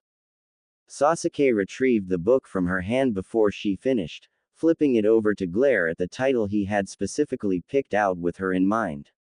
Medical Advancements in Obstetrics. He let out an exasperated huff when she crossed her arms after he handed the book back to her. "Well, there you have it," she announced proudly. "I guess we both have learned today that we need to trust each other more." He sighed again before confessing, which was very much unlike himself, that he had in fact read up on the topic. "There are some rare instances where it can be considered unsafe," Sasuke tried to say, but Sakura interrupted with, "Very rare." Sasuke agreed. "Let's just take it slow when we are both ready for it." Sakura laughed and it prickled the back of his neck in a way that let him know she was going to resort to some banter again. But to his surprise, she gripped him around the waist and tucked her chin onto his shoulder and smiled at him with those bright green eyes that did things to his stomach. "You're not comfortable and I get it. That's normal for all couples at first." He pretended not to know what she was talking about. But then she added, Sasuke suspected because she couldn't help herself, "I'll keep my fluctuating libido in check for your benefit, then." She was relentless, Sasuke thought, as she jumped up to return to her own stack of texts. And her hormones did fluctuate. The next morning, and several mornings after that, she was very sick. If she wasn't vomiting, she was too hot or too cold. And if she wasn't sick, she was tired. So incredibly tired. Sasuke had never seen Sakura this tired. She slept endlessly, to his worry, but all the texts reassured him that this was a normal part of the first trimester. Her appetite picked up steadily when she wasn't sick, and to Sasuke's immense annoyance, so did the snow monkeys who had developed the habit of periodically checking in on the couple. He made several trips back into town, just to keep everyone fed. His wife with the bizarre cravings for winter oranges, and the monkey's preference for the fish that Sasuke could no longer even eat in front of his wife because the smell of it alone caused her to lapse back into vomiting. Eventually, when Sakura began to show, he consented to the help of the Royal Minka's groundskeepers. They came periodically, and to Sasuke's surprise, Princess Koyuki came too. After about the fourth or fifth visit, Koyuki had suggested that Sakura return to the land of spring to stay with her whenever Sasuke was away in Kagaya's realms. Sasuke hadn't known that Sakura had relayed the details of everything, including the Zenshin, to the princess, and wasn't sure how he felt about their newfound friendship. He wasn't planning on going anywhere for the time being, even if his eyes roamed up the mountain and the Otsutsuki mystery began to plague his nightmare and felt like a crawling sensation in the back of his head when he was awake. "Go," Sakura had told him softly as the two of them handed pieces of fish to the army of monkeys off the veranda. "I know delaying your mission is starting to get to you. I'm not leaving you alone," he responded instantly, within a millisecond of her suggestion. It would go against all of his instincts to do so. Sasuke had learned his lesson in Sunagaku, and though his nightmares often included the Otsutsuki, they equally plagued him with visions of his wife, rounded in pregnancy, facing off a horde of Zenshin assassins. He felt like he was caught in a mental game of tug-of-war. Which threat was the biggest? Which decision would cost him? Because Sasuke was still habitually living his life in the anxious belief that the universe would punish him, it was waiting for when it could punish him in the way that would hurt the most. That everything was too good to be true simply because he didn't deserve it or because he still had yet to pay his due penance. Sakura sighed, and Sasuke couldn't tell if it was out of frustration or pity because she knew his mindset. He bristled, but she came up to him to simply offer him the comfort of her hug. Their tiny son throbbed between them, folded into their bodies as Sakura embraced him. His fingers slid from the roundness of her abdomen to the curve of her back to press the two of them closer. He pressed his forehead against hers when Sakura's fingers came to hold his cheeks. I won't be alone. I'm going to accept Koyuki's offer. I'll stay with her while you're away. I'll be fine. She clarified, with a small hand to her stomach, will be okay. Sasuke only breathed heavily, still at war. Now come back inside. Let's talk this out further with warm blankets and hot tea. And when Koyuki came to retrieve Sakura the following week, and every other week after that, Sasuke unenthusiastically watched his pregnant wife giggle with the princess, turn back to wave at him from the back of a horse-drawn sleigh, and disappear over the hills, taking that little son of life with her. Eventually, long after the trace of that light faded from the view of Sasuke's Rinnegan, Sasuke unstuck his feet from their rooted spot by the hot spring. He turned to the mountain, sighed, and pressed forward, the increasing crowd of snow apes happily content to follow on his heels as he traveled. He tried to turn his mind to Kaguya, focusing on his mission, but when he reached the top of the mountain, and the monkeys dispersed as Sasuke reached an uncomfortable altitude, Sasuke turned to survey the landscape. His eyes traced the path along the forest hills his wife would have taken, hoping, and yet knowing he wouldn't find her. As Sakura grew by the weeks, the delicate quickening inside of her intensified into full-blown fetal movements, flips, and kicks. They gave her as much life as her own heartbeat. Sakura was relieved to return to the land of spring each and every time she visited, eager for the warmth and looking forward to her doctor's appointments. She knew that the land of spring didn't have access to the modern ultrasound machines that Tsunade had implemented into Konoha's medical practice, but Sakura was excited all the same just to have another medical professional confirm the health of her child. She couldn't even find it in herself to care when the doctor made the note that she was gaining more weight than was technically considered the appropriate amount for the second trimester. Sakura just simply didn't care. She was too busy enjoying the pregnancy and the fact that she was getting to worry about weight gain to begin with, to really allow her weight to occupy her mind with any pressing worry. She picked up walking the snow perimeter of the forest after she returned to the Minka, just to satisfy the nagging professional thoughts in the back of her mind telling her to listen to the doctor. On one particular trip, when Sasuke spiraled from a portal into the foyer a night before he was supposed to return, only to discover that Sakura had beaten him there, he frowned as she threw her arms around his neck. You came back early, he criticized, ignoring her attempts to embrace him. What if I hadn't done the same? You'd be alone right now. I'm fine, she whispered, just eager to touch him, and wishing he'd drop the lectures altogether. She had only been incredibly keen to see him again, which is why she had returned tonight instead of in the morning. This was the longest yet they'd been apart, an entire 2 weeks, since marooning themselves to this house like a ship to an island. Her hands were desperate and her mouth eager to meet his own, but he prevented her advances and stared into her eyes with displeasure. Please, she spoke into his scowl, imagining a different time and place, their private room in Sunagaku. She pushed her hands beneath the hem of his shirt, warm fingers finding the coldness of his bare skin. Let me touch you. She saw the moment he caved to her, his shoulders slackening slightly as he bowed his body over her, even though his frustration was still present. If you give me your word that you won't do this again, I'll do whatever you want. Okay, she bargained, considering it an easy trade. You have my word. His hand found the back of her neck, crashing his mouth against hers, as she began to strip his outerwear. When both of their backs were bare and exposed to the hearth at their feet, Sakura saw Sasuke's eyes fall to the protrusion of her abdomen with a flicker of concern. Are you sure it's safe? Sakura could only nod as she tried to lead them across the room to the cushioned space against the wall they had taken up as their permanent sleeping arrangement. But Sasuke turned her to the table instead, pulling her down to sit atop him, to straddle his lap and face away from him. Sakura gasped as she sat down with her full weight against him, that nagging doctor's note of weight gain suddenly springing forth to the forefront of her mind. But Sasuke didn't seem to mind in the slightest at this position, only guiding her back and holding the front of her neck to position the back of her head against his shoulder. Fuck, you're everything, he moaned against her skin when he glanced down over her shoulder and ravaged the bend in her neck.